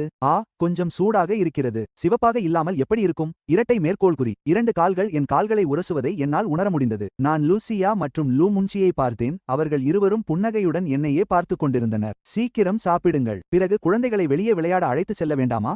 இரட்டை மேற்கோள்குறி. நான் தலைகுனிந்து மெல்லிய குரலில், இப்படி தொந்தரவு செய்வதை நிறுத்த முடியுமா என்றேன். அவள் தனது தாடையை கையில் ஊன்றி என்னை பார்த்தாள். ஆனால் அவள் வார்த்தைகள் பரிமாறப்பட்டவருக்கு சொன்னதாக இருந்தது. இனிப்புகளைக் கொண்டு வாருங்கள். அந்த வழியே மிஷ்வான், என்னுடன் வரவேற்பறைக்கு வர முடியுமா? அக்கா, நான் செல்கிறேன். லூமுன்சி மறுக்க முயன்றாள். ஆனால் லூசியா அவளை கூர்மையாக பார்த்தாள். நீ குழந்தைகளை கவனிக்கப் போவதில்லையா? அதை கேட்டதும் லூமுன்சிக்கு உள்ளுக்குள் எவ்வளவு வருத்தம் இருந்தாலும் என் மீதான அவள் மோகம் உண்மையானது. மேலும் அவளது சகோதரியின் இரத்த உறவு சார்ந்த ஆதிக்கமும் உண்மையானது. ஏன் என்று எனக்கு புரியவில்லை. நான் லுயாவுடன் தனி அறையை விட்டு வெளியே வந்து, நாம் ஏன் வரவேற்பறைக்குச் செல்கிறோம் என்று கேட்டேன். நான் கொஞ்சம் சாக் மது வாங்க வேண்டும். இங்குள்ள சாக் மிகவும் நன்றாக இருக்கும். நீ எனக்கு அதை சுமந்து வர உதவ வேண்டும். நாம் கிளம்பும்போது அதை வாங்கலாமா? நான் பேசி முடிப்பதற்கு முன்பே லூசா திடீரென்று என் கையை பிடித்துக்கொண்டு அருகில் இருந்த ஒரு காலி அறைக்குள் என்னை இழுத்துச் சென்றாள். பிறகு அவள் என் காலரை பிடித்து கீழே இழுத்து என் உதடுகளில் பலமாக முத்தமிட்டாள். மாஷ்வான், என்னை கட்டிக்கொள். லூசாவின் வார்த்தைகளில் ஆசை இருந்தது, மென்மை இருந்தது, அதோடு கட்டுப்படுத்த முடியாத ஒரு பைத்தியக்காரத்தனமும் இருந்தது. நானும் அவளை கட்டிக்கொண்டேன். ஏன் அப்படிச் செய்தேன் என்று எனக்கே தெரியவில்லை. ஆனால் என் மடியிலிருந்த லூசா இன்னும் மகிழ்ச்சியில் திளைத்தாள். அவள் தன் கைகளை என் கழுத்தைச் சுற்றி இறுக்கமாக பிடித்துக்கொண்டு முத்தத்தை ஆழமாக்கினாள். என் மூச்சுக்காற்று அவளுக்குள் சிக்கியது போல இருந்தது. லூசாவின் உடலிலிருந்த நறுமணத்தை மட்டுமே என்னால் உணர முடிந்தது. என்னை மன்னித்துவிடு மாஷ்வான், எனக்கு உன்னை பிடிச்சிருக்கு. முத்தம் முடிந்தது. லூசாவின் கண்கள் மங்கலாக இருந்தன. அவளது குரல் மென்மையாக இருந்தது. ஆனால் என் மனமோ முற்றிலும் காலியாக இருந்தது. லூசா என்னை பிடிச்சிருக்கு என்று சொன்னதை கேட்டதும் நானே மீண்டும் அவளை முத்தமிட்டேன். மெதுவாக நாங்கள் இருவரும் சுவரில் சாய்ந்து கீழே சரிந்தோம். வெளியில் பார்ப்பதற்கு குளிர்ச்சியாகவும் அணுக முடியாதவளாகவும் அதே சமயம் எனக்கு ஒரு சகோதரியைப் போல மென்மையாகவும் இருந்த லூசா இவ்வளவு வெறித்தனமாக இருப்பாள் என்று எனக்கு தெரியாது. அவள் என் தலையை தன் எலும்புகளோடு உருக்கி என்னை விழுங்கிவிடுவது போல இறுக்கமாக பிடித்துக் கொண்டாள். நான் உன்னை நேசிக்கிறேன் மாஷ்வான். லூசா மூச்சிறைக்க என் காதருகே கிசுகிசுத்தாள். என்னை விட்டு போகாதே, என்னை ஒருபோதும் விட்டு போகாதே ஷியா. நான் பதில் சொல்வதற்குள் லூசா மீண்டும் என்னை முத்தமிட்டாள். இரட்டை மேற்கோள்குறி. இரத்தத்தின் ஒரு மெல்லிய உலோகச் சுவை என் வாய்க்குள் மெதுவாக நுழைந்தது. யாருடைய உதடு வெட்டியது என்று தெரியவில்லை. ஆனால் லூசா அதைப் பற்றி கவலைப்படவில்லை. அவளுக்கு அது தவிர வேறு எதுவும் முக்கியமில்லை என்று தோன்றியது. அவளுக்கு முன்னால் இருக்கும் அந்த மனிதனை தவிர. நீண்ட நேரத்திற்குப் பிறகு லூசா கடைசியில் என்னை விட்டு விலகினாள். அவள் என் சிவந்த, ஒட்டும் தன்மையுள்ள உதடுகளை தடவி அதில் தன் லிப்ஸ்டிக் படிந்திருப்பதைக் கண்டு மென்மையாகச் சிரித்தாள். இறுதியாக நீயே என்னை கட்டிக்கொள்ள சம்மதித்துவிட்டாய் ஷியா. நான் பறக்கிறேன். என் கண்கள் குழப்பத்தில் இருந்தன. எனக்கு முன்னால் இருந்த அந்த பெண்ணை பார்த்து நான் திகைத்து நின்றேன். ஏன் நான் உனக்கு தகுதியானவன் இல்லை. நீ தகுதியானவன் என்று நான் சொன்னால் நீ தகுதியானவன் தான். லூசா மென்மையாக என் தலையை அவளது மார்போடு அணைத்துக் கொண்டாள். இதை பற்றி எல்லாம் இனி யோசிக்காதே. வழி பற்றி யோசி. உணர்ச்சிகளைப் பற்றி யோசி. என் அன்பே, நீ எனக்கும் மிஞ்ச கைம் சொந்தமானவன் என்று முன்பே தீர்மானிக்கப்பட்டது. இது எனக்கு திடீரென்று கிடைத்த ஞானோதயம் போல இருந்தது. நான் தப்பிக்க முயன்றேன். ஆனால் லூசா அதை முன்பே கணித்தது போல என்னை இறுக்கமாக பிடித்துக் கொண்டு விட மறுத்துவிட்டாள். இனி யோசிக்காதே. இது நன்றாக இல்லையா? லூசா என்னை இறுக்கமாக பற்றிக்கொண்டு என் முகத்தை தன் மார்பில் புதைத்துக் கொண்டாள். எமோஷியன், அதிகம் யோசிக்காதே. நீ குழந்தைகளுக்கெல்லாம் தந்தை என்பதையும் நீ எங்களுடையவன் என்பதையும் மட்டும் நினைவில் வைத்துக்கொள். அவ்வளவுதான். வேண்டாம், நான் மூச்சு திணறி இறந்து விடுவேன். லூசியாவின் இந்த அணைப்பு உண்மையிலேயே ஆபத்தானது. அதை கேட்ட லூசியா என் தலையை விட்டு மெதுவாக விலகினாள். நான் ஓரிரு முறை மூச்சு வாங்கியபோது அதற்கு அடிமையானவள் போல லூசியா மீண்டும் என்னை முத்தமிட்டாள். அப்போது என் போன் ஒலித்தது. இதை பார்த்த லூசியா என்னை முத்தமிட்டுக் கொண்டே போனை எடுத்தாள். அது மீண்டும் ஒரு தெரியாத எண்ணிலிருந்து வந்த அழைப்பு. சியா, நான் அந்த போன் அழைப்பை எடுக்க வேண்டும். நான் எப்படி மூச்சை இழுத்தேன் என்று தெரியவில்லை. ஆனால் லூசியா எனக்கு வாய்ப்பே தரவில்லை. அவள் அழைப்பை ஏற்பதற்காக போனை நகர்த்திய அதே நேரத்தில் மீண்டும் ஒரு முத்தத்தை கொடுத்தாள். அவள் வேண்டுமென்றே ஸ்பீக்கரை ஆன் செய்தாள். மோன், இது நான். சு எண்ணின் சோர்வான குரல் கேட்டது. நாளாச்சு சந்தித்து. நாம் சந்திக்கலாமா? சு எண்ணின் குரல் என்று கேட்டதும் நான் அதிர்ச்சியடைந்தேன். ஆனால் லூசியா நேரடியாக பேசினாள். அவனும் நானும் இப்போது முத்தமிட்டுக் கொண்டிருக்கிறோம். மிஸ் சு, நேற்று நான் உங்களிடம் சொன்னது மறந்துவிட்டதா? மீண்டும் நீங்களா? சு என்றான் தனது புண்ணில் பட்டது போல கத்தினாள். அவள் குரல் பல மடங்கு உயர்ந்தது. நீ யார் என்று கேட்கிறேன்? எமோசியானை போனில் வரச் சொல். அதைக் கேட்டு நான் பேச முற்பட்டபோது லூசியா மீண்டும் என்னை முத்தமிட்டாள். முன்பை விட அது இன்னும் தீவிரமாகவும் ஆக்ரோஷமாகவும் இருந்தது. முத்தம் முடிந்தது. அழைப்பு துண்டிக்கப்பட்டதை கவனித்த லூசியா புன்னகைத்தாள். பின்பு அவள் போனை என் கன்னத்தில் மென்மையாக தேய்த்தாள். என்ன, நீ அவளுடன் மீண்டும் சேர விரும்புகிறாயா? இரட்டை மேற்கோள்குறி. அதைக் கேட்ட நான் வேகமாய் தலையை ஆட்டினேன். இல்லை, அவள் ஏன் என்னை தொடர்பு கொள்கிறாள் என்றுதான் தெரிந்து கொள்ள நினைத்தேன். உனக்கு ஆர்வம் இருக்கக்கூடாது. இனிமேல் என் மீதும் என் சகோதரியின் மீதும் மட்டுமே உனக்கு ஆர்வம் இருக்க வேண்டும். லூசியா இன்னும் திருப்தியடையாதது போல தன் உதடுகளை நக்கினாள். வா, நாம் திரும்பிச் செல்லலாம். சாக்கே, மதுவை நாம் பிறகு வாங்கிக் கொள்ளலாம். ஆக, இதற்காகத்தான் அவள் ரகசியமாக வெளியே வந்தாளா? நான் பெருமூச்சு விட்டேன். லூசியா என்னை அதிகாரத்துடன் அந்த அறையிலிருந்து அழைத்துச் சென்றாள். எதிர்பாராத விதமாக நாங்கள் லூ முன்சியை நேருக்கு நேர் சந்தித்தோம். அவள் தன் சகோதரியையும் என் சிவந்த உதடுகளையும் பார்த்ததும் அவள் முகம் உடனே மாறியது. இதை பார்த்த லூசியா, என்ன ஆச்சு தங்கை? ஏன் இவ்வளவு கோபமாக இருக்கிறாய்? இரட்டை மேற்கோள்குறி என்று கேட்டாள். அதை கேட்ட லூ முன்சி லூசியாவை ஒரு முறை முறைத்து பார்த்துவிட்டு என் கையை பிடித்துக்கொண்டு அழைத்துச் சென்றாள். அதே நேரத்தில் லூசியா தன் உடையைச் சரிசெய்து கொண்டு புன்னகையுடன் அறைக்கு திரும்பினாள். நான் சொல்வதைக் கேள். பழக்கமான அறை, பழக்கமான சுவர். இரட்டை மேற்கோள்குறி. ஆனால் இந்த முறை என் மடியில் அமர்ந்திருந்தது லூ மிங்ஷி. லூசியாவை விட லூ மிங்ஷி இன்னும் வெறித்தனமாக, ஒரு பேராசை கொண்ட மிருகத்தைப் போல என் முகத்திலும் உதடுகளிலும் கடுமையாக முத்தமிட்டாள். எனக்கு என்னதான் ஆகிறது என்று எனக்கே புரியவில்லை. லூசியாவிடம் நான் எதிர்க்க விரும்பவில்லை. லூ மிங்ஷியிடமும் நான் எதிர்க்கவில்லை. இது தவறு என்று எனக்குள் தோன்றியது. ஆனால் ஏதோ ஒரு குரல் என் மனதில் அவர்களுடன் ஒத்துப்போ என்று சொல்வது போல் இருந்தது. அவர்கள்தான் உன்னை மிக அதிகமாக நேசிப்பவர்கள். அவர்களின் நெருக்கத்தை மறுக்காதே சகோதரனே. நீ என்னை உண்மையிலேயே கொன்றுவிடுவாய். லூ மிங்ஷியின் குறும்பான கை என் சட்டையினுள் நுழைந்து என் தோளை வருடியது. என் உடல் தானாகவே விரைத்து போனது. அப்போதுதான் என் போன் மீண்டும் ஒலித்தது. அது சு யூன் ரானிடமிருந்துதான் வந்தது. ஆனால் நான் போனை எடுத்தவுடன் லூ மிங்ஷி அதை பறித்துக்கொண்டு பேசினாள். மோஷன், இந்த முறை நீங்களா? அப்படி இல்லை, நான் அவளுடைய சகோதரி. லூ மிங்ஷி ஒரு குறும்புக்கார பேயைப் போலச் சிரித்தாள். ஆனால் அவளது கண்கள் ஒருவிதமான கொடூரமான ஒளியுடன் மின்னின. ஐயோ, நான் தவறுதலாகச் சொல்லிவிட்டேன். ஆனால் அது இப்போது முக்கியமில்லை. நீ இன்னும் கேட்க விரும்புகிறாயா?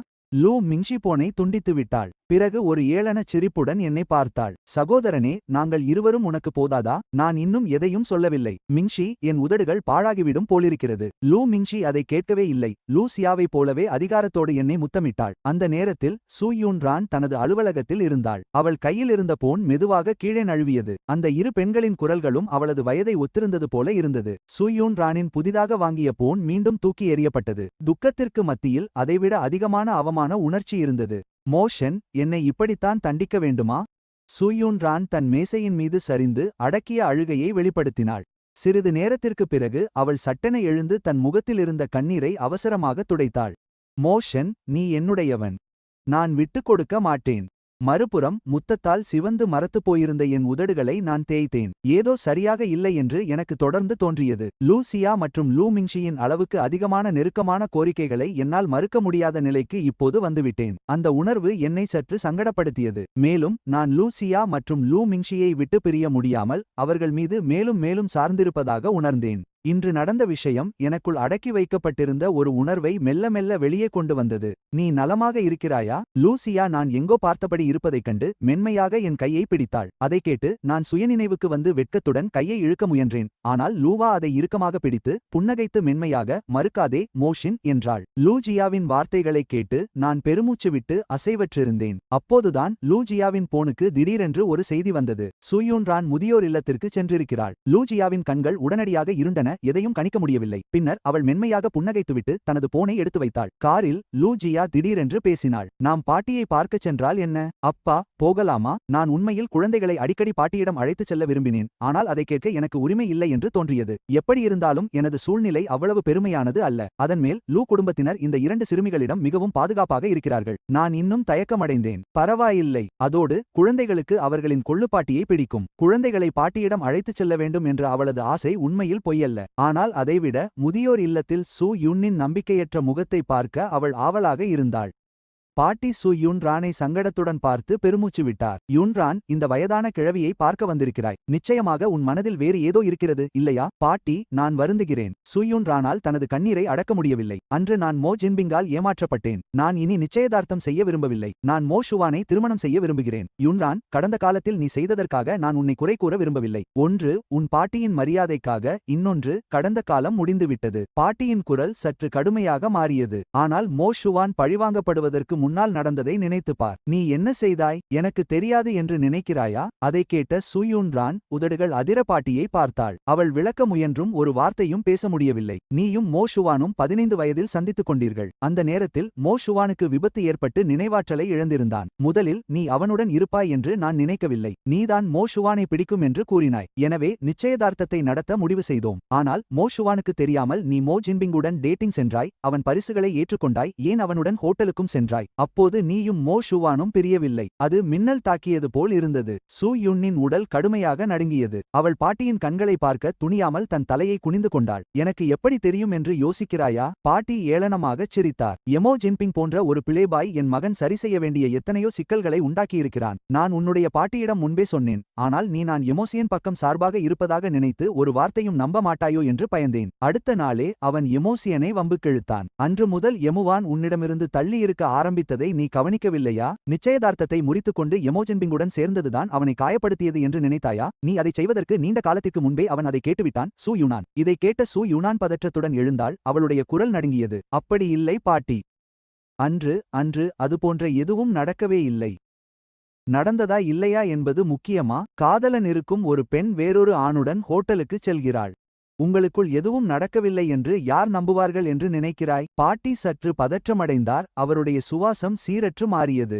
எமோ சுவான் மோ குடும்பத்தின் வாரிசு இல்லை. இப்போது மோ குடும்பத்தின் இந்த கிழவிக்கு எந்த முக்கியத்துவமும் இல்லை. உன்னை போன்ற சு குடும்பத்தின் கௌரவமான இளம்பெண். என் பேரன் அவ்வளவு உயரத்தில் குறிவைக்கலாம். இதைக் கண்ட சு யுனானுக்கு கண்கள் இருண்டது. எமோ சுவானுக்கு இது தெரியாது என்றுதான் அவள் எப்போதும் நினைத்திருந்தாள். மோ ஜின்பிங்கும் அவளுக்காக இதை ரகசியமாக வைப்பதாக உறுதியளித்திருந்தான். ஆனால் எதிர்பாராத விதமாக எமோ சுவானுக்கு இது முன்பே தெரிந்திருந்தது. ஆச்சரியமில்லை. அன்று அவன் எமோ குடும்பத்தை விட்டு வெளியேறியதில் வியப்பில்லை. நான் அவனிடம் பிரிவதாகச் சொன்னபோது அவன் மிகவும் அமைதியாக இருந்தான். சு யுனான் பழைய நினைவுகளில் மூழ்கும் முன்பே கதவு திறக்கப்பட்டது. நான் கதவருகே நின்று சு யுனானை உணர்ச்சியற்ற முகத்துடன் பார்த்தேன். இத்தனை நாட்களாக ஏங்கிக் காத்திருந்த மனிதனை மீண்டும் பார்த்ததும் சு யுனான் தனது ஆசையை கட்டுப்படுத்த முடியாமல் என் கைகளில் வீழ்ந்துவிடத் துடித்தாள். ஆனால் எனது குளிர்ச்சியான பார்வையைக் கண்டதும் சு யுனானின் இதயம் கத்தியால் கீறப்பட்டது போல் உணர்ந்தது. தாங்க முடியாத வலி. சு யுனான், நாங்கள் எப்போதோ பிரிந்துவிட்டோம். தயவுசெய்து இனிமேல் என் பாட்டியை தொந்தரவு செய்ய வேண்டாம். என் குரல் முற்றிலும் உணர்ச்சியற்றதாக எவ்வித இதமும் இன்றி இருந்தது. நீ இப்போது செய்ய வேண்டியது மோஜின் பிங்குடனான உன் நிச்சயதார்த்தத்திற்கு தயாராவதுதான். இங்கே வருவது அல்ல. மோ சுவான். சு யுனான் என்னை இழுக்க கையை நீட்டினாள். ஆனால் எதிர்பாராத விதமாக 2 சிறிய குழந்தைகள் என் இடது மற்றும் வலது பக்கத்திலிருந்து எட்டி பார்த்து சு யுனானை பார்த்தார்கள். பிறகு அவர்கள் என்னை பார்த்து, அப்பா, அவள் யார் என்று கேட்டார்கள். இதைக் கேட்ட சூயூன்ரான் உடல் தளர்ந்து போனார். அவர்கள் எமோசோவின் குழந்தைகள் இல்லை என்று தன்னைத்தானே ஏமாற்றிக் கொள்ள விரும்பினார். ஆனால் அந்த இரண்டு சிறுமிகளின் கண்களும் புருவங்களும் எமோசுவானின் சாயலில் அச்சடித்தது போல இருந்தன. இரட்டை மேற்கோள் குறி. உங்களுக்கு திருமணமாகிவிட்டதா? இல்லை, ஆனால் அவர்கள் என் குழந்தைகள் தான். நான் குனிந்து லுயர் மற்றும் லூ சுவாரின் தலைகளை வருடினேன். அங்கே பாட்டி இருக்கிறார்கள். நீங்கள் ஏன் அவர்களிடம் சென்று பேசக்கூடாது? அந்த இரண்டு குட்டி தேவதைகளும் தங்கள் சிறு காலடிகளால் கட்டிலை நோக்கி ஓடினர். இந்த இரண்டு குழந்தைகளையும் பார்த்தவுடன் பாட்டி முகம் மலர்ந்து, என் செல்லங்கள் வந்துவிட்டீர்களா என்றார். இங்கே வாருங்கள், நீங்கள் குண்டாகி இருக்கிறீர்களா என்று பாட்டி தொட்டு பார்க்கட்டும். சு என்றான். அந்த இரண்டு குழந்தைகளையும் வெறித்து பார்த்துவிட்டு மீண்டும் என்னை பார்த்தார். இதைக் கண்ட மோவான் எந்த உணர்ச்சியும் இன்றி கதவை காட்டி, நாம் வெளியே சென்று பேசலாம் என்றார். நான் பேசி முடித்ததும் திரும்பி மருத்துவமனை அறையை விட்டு வெளியேறினேன். இதைக் கண்ட சூயன்ரான் அவசரமாக என்னை பின்தொடர்ந்தார். அறையை விட்டு வெளியே வந்ததும் கதவுக்கு வெளியே லூச்சா மற்றும் லூ மிங்சி நிற்பதை கண்டார். தன் அழகிலும் தோற்றத்திலும் மிகுந்த நம்பிக்கை கொண்ட சூயன்ரானுக்கு கூட அந்த சகோதரிகளை பார்த்தபோது தன் அழகு மங்கிவிட்டதாக அவர் உணர்ந்தார். வணக்கம் மிஸ் சு. லூ மிங்சி புன்னகையுடன் அவரை வரவேற்றார். இதற்கிடையில் வெளிநபர்களை சந்தித்தவுடன் லூச்சா தனது வழக்கமான குளிர்ச்சியான நெருங்க முடியாத தோற்றத்திற்கு மாறினார். அவர் லேசாக கையை அசைத்துவிட்டு கைகளை கட்டிக்கொண்டு தனது அழகான கண்களால் சூயன்ரானை தீர்க்கமாக உற்று நோக்கினார். லூ மிங்சியின் குரலை கேட்ட சூயன்ரானின் தலைமுடி சிலிர்த்தது. எனக்கு வந்த இரண்டாவது அழைப்பில் லூ மிங்சியைப் போலவே ஒலித்த ஒரு குரல் கேட்டது. அண்ணா, நீங்கள் எங்களுக்கு குடிக்க ஏதாவது வாங்கி வருகிறீர்களா? லூ மிங்சி என்னிடம் புன்னகையுடன் சொன்னார். பெண்கள் தங்களுக்குள் பேசிக்கொள்வதுதானே வசதியாக இருக்கும், இல்லையா? இதை கேட்ட நான் பேச முற்பட்டபோது லூச்சா என் கையின் பின்புறம் தட்டினார். அவர் முகத்தில் இருந்த குளிர்ச்சி மறைந்து மென்மையான புன்னகை தோன்றியது. நீங்கள் செல்லுங்கள், ஒன்றும் தவறில்லை. நான் சிறிது நேரம் யோசித்துவிட்டு தலையசைத்தேன். நான் சூயன்ரானிடம் திரும்பி, என்றான், கடந்தவையெல்லாம் கடந்துவிட்டன. நாம் அனைவரும் இப்போது யதார்த்தத்தை எதிர்கொள்ள வேண்டும் என்றேன். மாங்கன் நான் சொன்னதை கவனித்தார். நான் கிளம்பியபோது சூயன்ரான் என்னை விரட்டிச் செல்ல துடித்தார். ஆனால் லூச்சா தலையை திருப்பி அவரை பார்த்தார். அவரது ஆழமான குளிர்ச்சியான பார்வையைக் கண்டு சூயன்ரான் பயந்து போய் நகர முடியாமல் நின்றார். மிஸ் சு, உள்ளே இருக்கும் குழந்தைகள் எனக்கும் என் சகோதரிக்கும் பிறந்தவர்கள். அப்பாவிற்கு நிச்சயமாக அது மோவான் சகோதரர்தான். லூ முன்சி கைகளை பின்னால் கட்டிக்கொண்டு புன்னகைத்தாள். ஆனால் அந்த புன்னகை அவள் கண்களை எட்டவில்லை. நீ விட்டுவிட வேண்டும் என்பதற்காகவே இதைச் சொல்கிறேன். அதற்கு மேல் நீ யாரிடமாவது சொல்வதைக் கண்டு நான் பயப்படவில்லை. செல்வி சு புத்திசாலி பெண். இது வெளியில் தெரிந்தால் என்னவாகும் என்று உனக்கு தெரியும் அல்லவா? நீ மற்றும் துணைத் தலைவர் லூ. அது சரிதான். எதிர்பார்க்கவில்லை, இல்லையா? லூ மிங்சியின் முகத்தில் புன்னகை இன்னும் விரிவடைந்தது. செல்வி சு, நீ ஏன் நேரில் பார்த்துவிட்டாய்? அது நானாக இருந்தாலும் சரி அல்லது என் சகோதரியாக இருந்தாலும் சரி. எங்களை விட நீ எவ்வகையில் சிறந்தவள் என்று நினைக்கிறாய்? இதை கேட்ட சு என்றான். விவரிக்க முடியாத உதவியற்ற உணர்வையும் மூச்சுத்திணறலையும் உணர்ந்தாள். இமோஸ் வானிற்கு குழந்தைகள் இருப்பது மட்டுமல்ல, அவை லூ சகோதரிகளுடன் பிறந்தவை. இது எப்படி சாத்தியம்?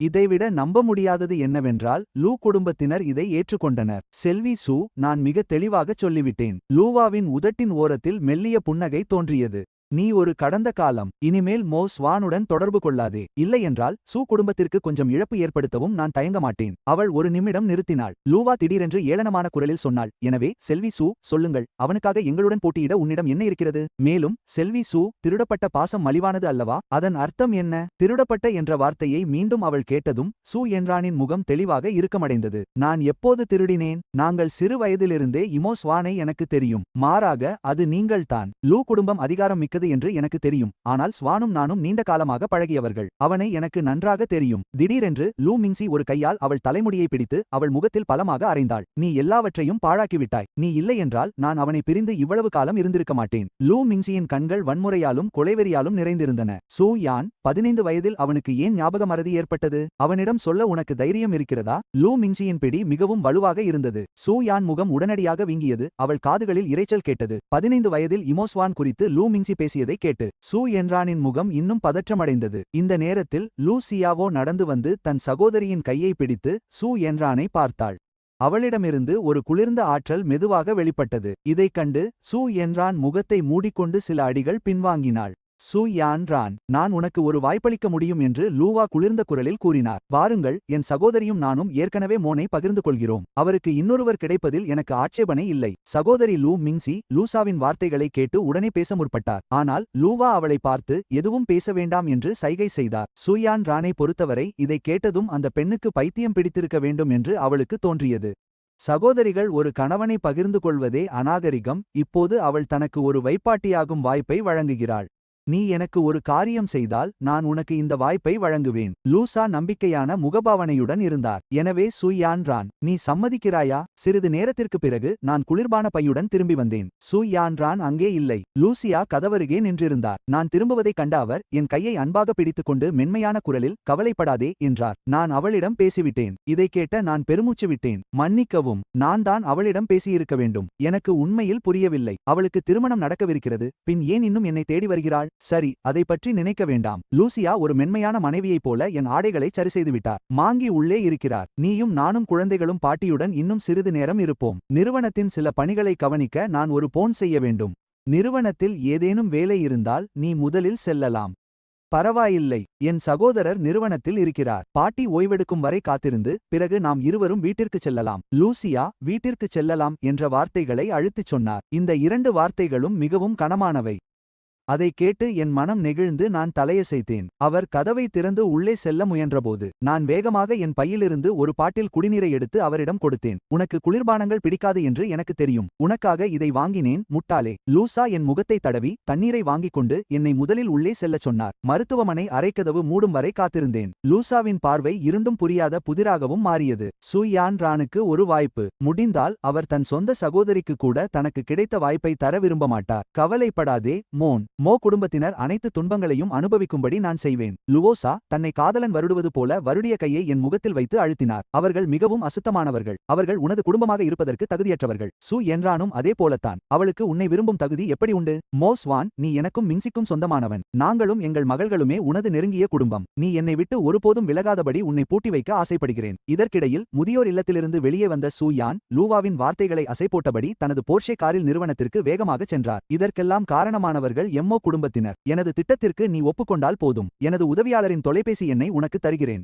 எதுவானாலும் நீ அவனை தொடர்பு கொள்ளலாம். நீ அதைச் செய்துவிட்டால் மோ ஸ்வானிடம் மீண்டும் செல்ல உன்னை அனுமதிப்பேன். உனக்காக நான் அவனிடம் பேசவும் செய்வேன். எல்லாவற்றிற்கும் மேலாக அவனது பாட்டியை தவிர இப்போது அவன் எனக்கும் என் சகோதரிக்கும் மட்டுமே செவிசாய்க்கிறான். கார் திடீரென நின்றது. சு யான்ரான் நீண்ட பெருமூச்சு விட்டு காரை மீண்டும் இயக்கி சு கார்ப்பரேஷனை நோக்கி அதிவேகமாக சென்றார். பரவாயில்லை லூவா. லூய், உங்கள் இருவருக்கும் உண்மையில் எவ்வளவு நேர்மை இருக்கிறது. சரியான நேரம் வரும்போது மாஷ்வான் என்னை மீண்டும் ஏற்றுக்கொண்டால் நான் அனைத்தையும் விற்றுவிட்டு அவனை வெளிநாட்டுக்கு அழைத்துச் செல்வேன். ஆரம்பத்தில் அவர்கள்தான் இதற்கு காரணம் என்பதை என்னால் நம்ப முடியவில்லை. ஆனால் அதனால் என்ன? நான் அவனை ஒருமுறை திருட முடிந்தால் என்னால் மீண்டும் திருட முடியும். இதற்கிடையில் அந்த 2 செல்லக்குட்டிகளையும் பார்த்ததால் பாட்டியின் மனநிலை மிகவும் உற்சாகமாக இருந்தது. பாட்டி, தயவு செய்து சாப்பிடுங்கள். லுஸ்வேர் அவளுக்கு முன்னால் ஒரு ஆரஞ்சு பழத்தை நீட்டினாள். பாட்டி சிறிது நேரம் திகைத்து பின் புன்னகையுடன் அதை திருப்பி தள்ளினார். அவர் அன்பாக லுவோஸ்வேரின் தலையை தடவி, நல்ல பெண் ஸ்வேர் என்றார். நீ சாப்பிடு. இதை கேட்ட சிறுமி தன் தலையை அசைத்தாள். அவளது சிறிய கொழுத்த கையில் அந்த ஆரஞ்சு துண்டை இன்னும் வைத்திருந்தாள். இதை பார்த்த பாட்டியின் இதயம் நெகிழ்ந்து வாயை திறந்தார். அப்போதுதான் லுயர் மகிழ்ச்சியுடன் புன்னகைத்து அந்த ஆரஞ்சு துண்டை அவர் வாயில் வைத்தாள். பாட்டி, சீக்கிரம் குணமடைய நிறைய சாப்பிடுங்கள் என்று லுவோசர் தனது மழலை குரலில் கூறினாள். இதை கேட்ட பாட்டி கண்ணீர் விடுவதை தவிர்க்க முடியவில்லை. தனக்கு அதிக காலம் இல்லை என்பது அவருக்கு தெரியும். இருந்தாலும் அவர் புன்னகையுடன் லூஸ்வேரின் முகத்தை தடவி, ஸ்வேர் சொல்வது சரிதான் என்றார். பாட்டி கண்டிப்பாக நிறைய சாப்பிடுவார். சரி. அவர் பேசிக்கொண்டிருக்கும் போதே லூமான்சி வாங்கியிருந்த பெரிய செர்ரி பழத்தை லுயர் எடுத்து அருகில் வந்தாள். அவள் பரிதாபமாக, பாட்டி இன்னும் சாப்பிடவில்லை என்றாள். எல்லாம் சாப்பிடுங்கள், எல்லாம் சாப்பிடுங்கள். பாட்டி தன் கண்ணீரை அடக்க முயன்றபடி அந்த 2 செல்ல குழந்தைகளையும் அணைத்துக் கொண்டாள். முடிந்தால் தன் பேரன் மற்றும் 2 கொள்ளு பேத்திகளுடன் இன்னும் சில ஆண்டுகள் இருக்க அவள் மிகவும் விரும்பினாள்.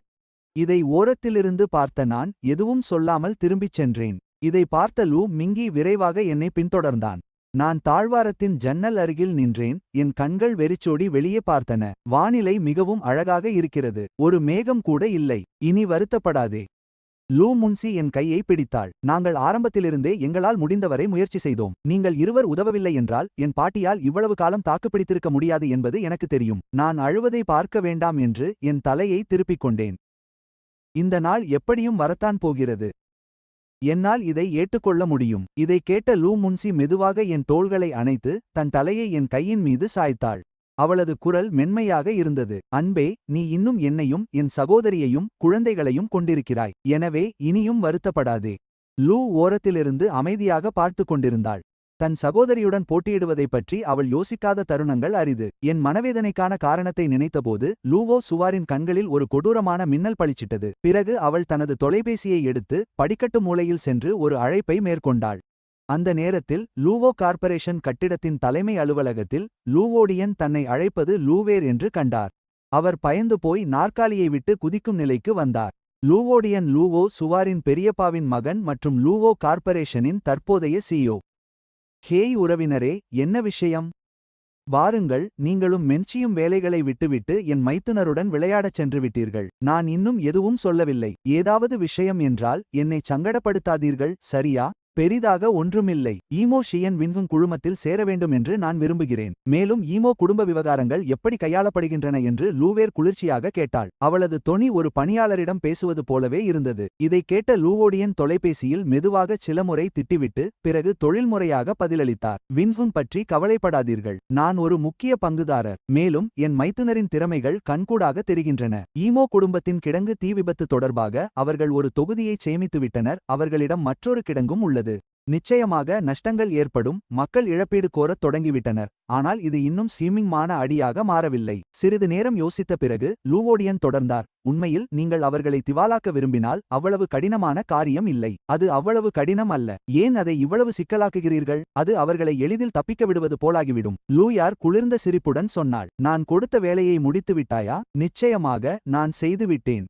சரி சரி சரி. அப்படியானால் அது முடிந்துவிட்டதா? லுவோதியான் மிகவும் அநீதி இழைக்கப்பட்டதாக உணர்ந்தார். ஆனால் இந்த இரண்டு சகோதரிகளையும் தூண்டிவிட அவர் உண்மையில் அஞ்சினார். அவரால் இயலாமையுடன் மட்டுமே பதிலளிக்க முடிந்தது. கவலைப்படாதே. பழைய மேடம் மோவின் கையில் உள்ள பங்குகளை வாங்குவது பற்றிய செய்தியை வேண்டுமென்றே பரப்ப நான் ஆட்களை ஏற்பாடு செய்தேன். அது நாங்கள் அல்ல.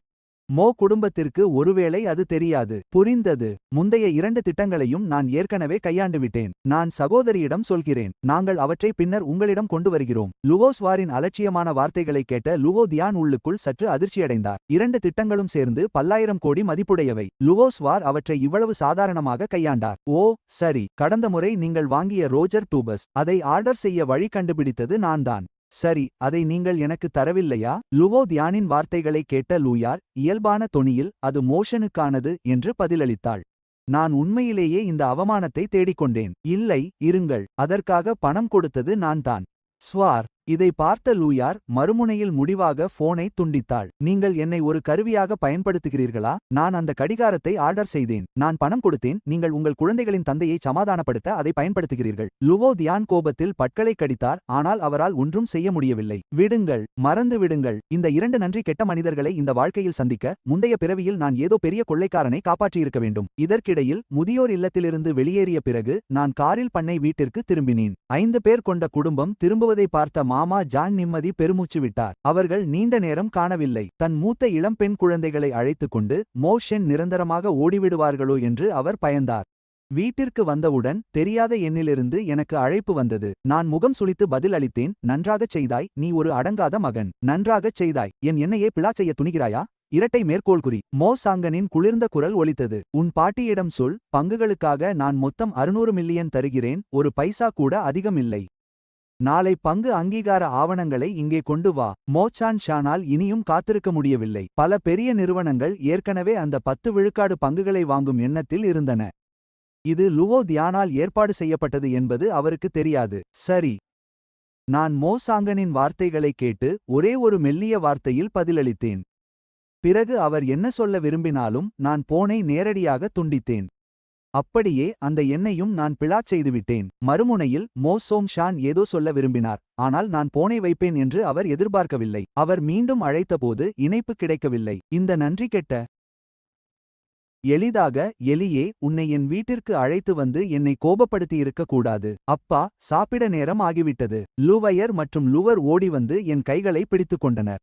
என் கண்களில் இருந்த ஆக்ரோஷம் மெதுவாக மறைவதை நான் கவனித்தேன்.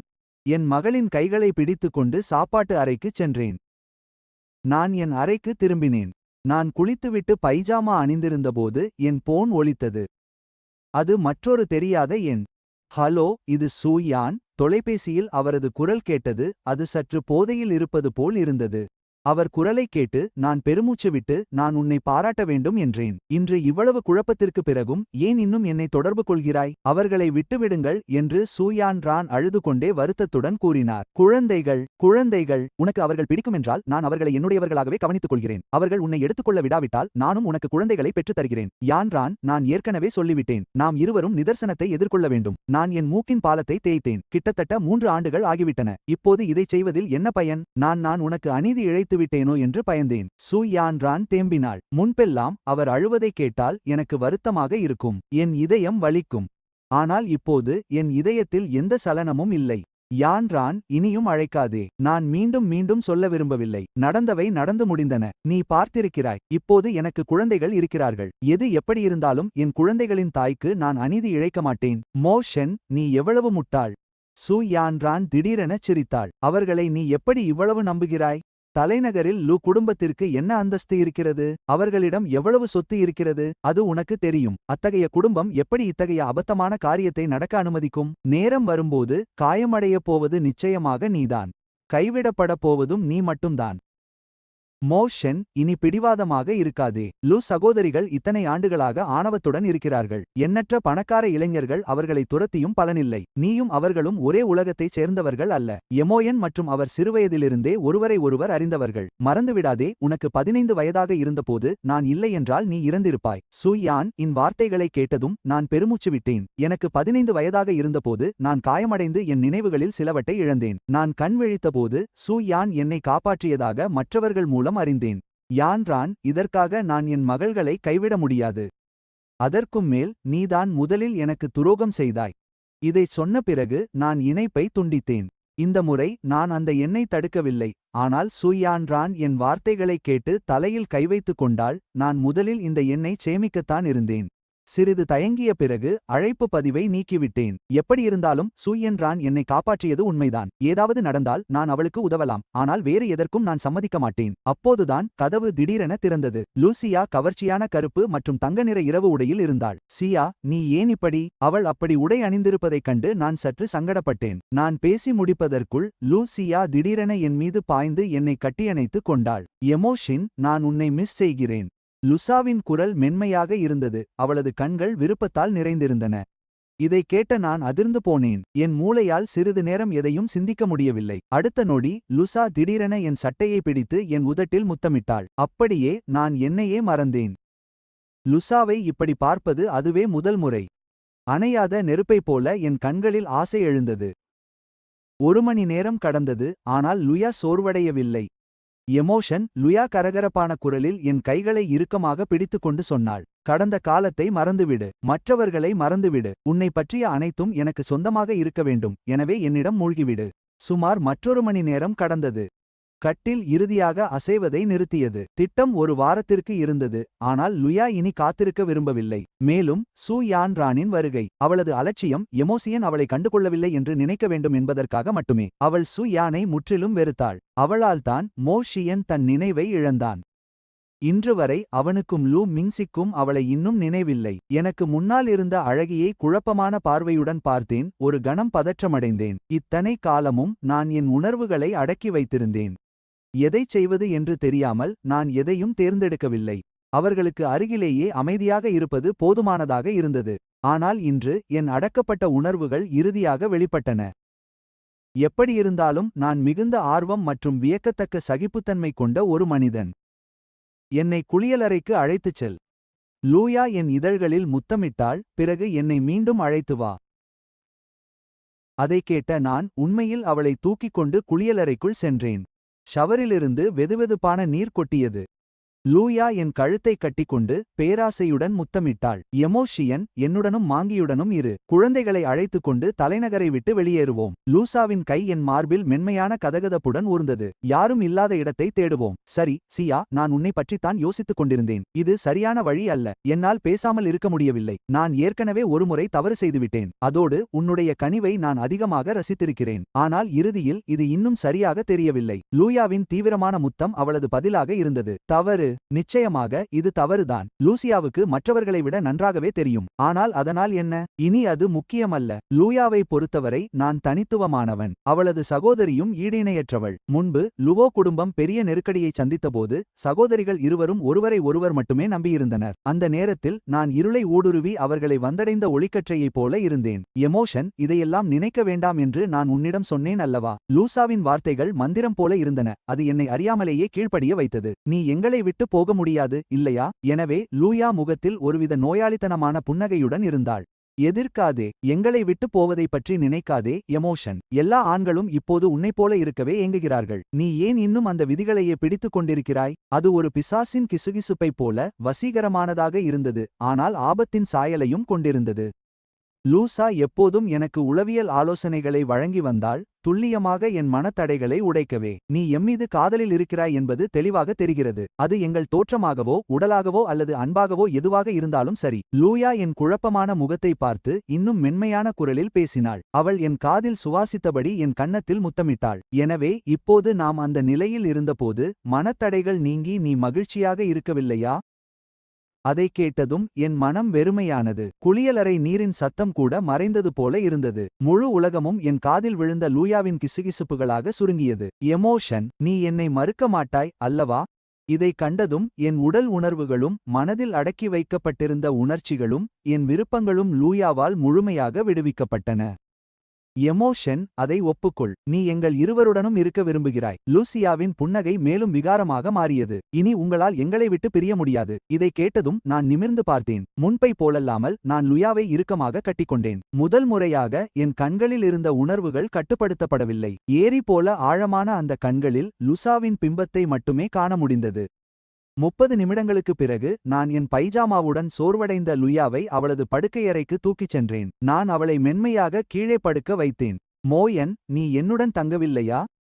லுசாவின் குரல் கரகரப்பாக இருந்தாலும் அவள் சினுங்குவது போல ஒரு மென்மை அதில் இருந்தது. அதை கேட்டதும் நான் அவளுக்கு முத்தமிட்டு என் தலையைச் சொரிந்து கொண்டு நான் தூங்கச் செல்வது நல்லது என்று கூறினேன். இல்லையென்றால் நாளை காலையில் வீரும் சுவேரும் இதை பார்த்தால் நன்றாக இருக்காது. சரி.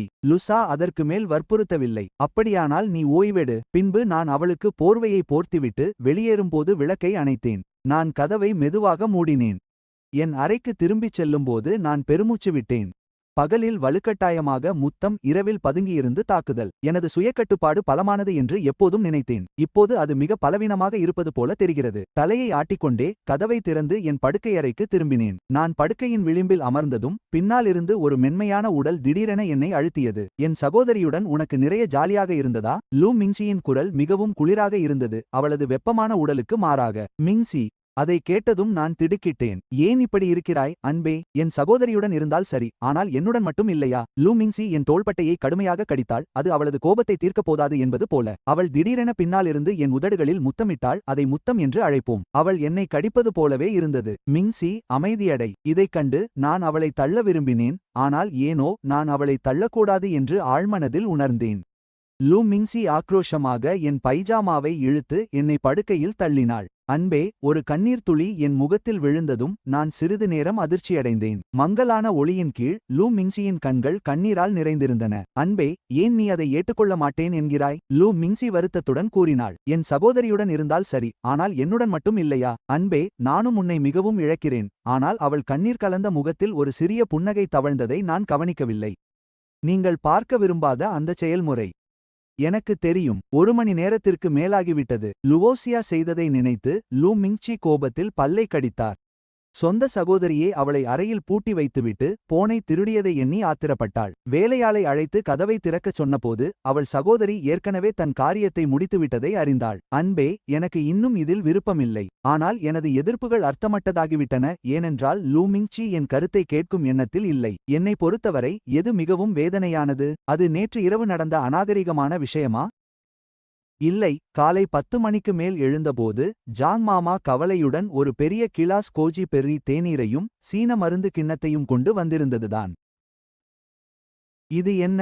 ஜாங் மாமா அந்த அடர்நிற மருத்துவச் சாற்றை பார்த்தார். ஏதோ தவறு என்று எனக்கு உடனடியாக புரிந்தது. ஜாங் மாமா என்னை பார்த்து அர்த்தமுள்ளதாகச் சொன்னார். மிஸ்டர் எம்மோ, உங்கள் உடல்நிலை நன்றாக உள்ளது, ஆனாலும் தேவையானதை வலுப்படுத்த வேண்டும். இதை மூத்த இளம்பெண்தான் உத்தரவிட்டுள்ளார். அவர் ஒரு புகழ்பெற்ற சீன மருத்துவரை அழைத்து குறிப்பாக சிறுநீரகத்தை வலுப்படுத்தும் மருந்தை தயார் செய்ய சொன்னார். இவ்வளவு காலம் வாழ்ந்த எனக்கு கருப்பை வலுப்படுத்தும் மருந்து பற்றித்தான் கேள்விப்பட்டிருக்கிறேன். இதற்கு சிறுநீரகத்தை வலுப்படுத்தும் மருந்து என்று சொல்வதே சரி. அந்த இரு குற்றவாளிகளையும் கண்டுபிடிக்க நான் ஆவேசப்பட்டேன். ஆனால் நான் எழுந்திருப்பதற்கு முன்பே அந்த இரு சகோதரிகளும் குழந்தைகளை லுவோ குடும்பத்தின் பழைய வீட்டிற்கு அழைத்துச் சென்று விட்டதாக ஜாங் மாமா கூறினார்.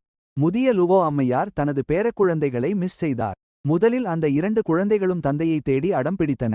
ஆனால் லூசியா மற்றும் லூ மிங்கி அவர்களை அங்கேயே தடுத்து வைத்தனர். மிஸ்டர் மோவும் லுவோ குடும்பத்தின் வீட்டில் இரவு உணவு சாப்பிட வேண்டும்.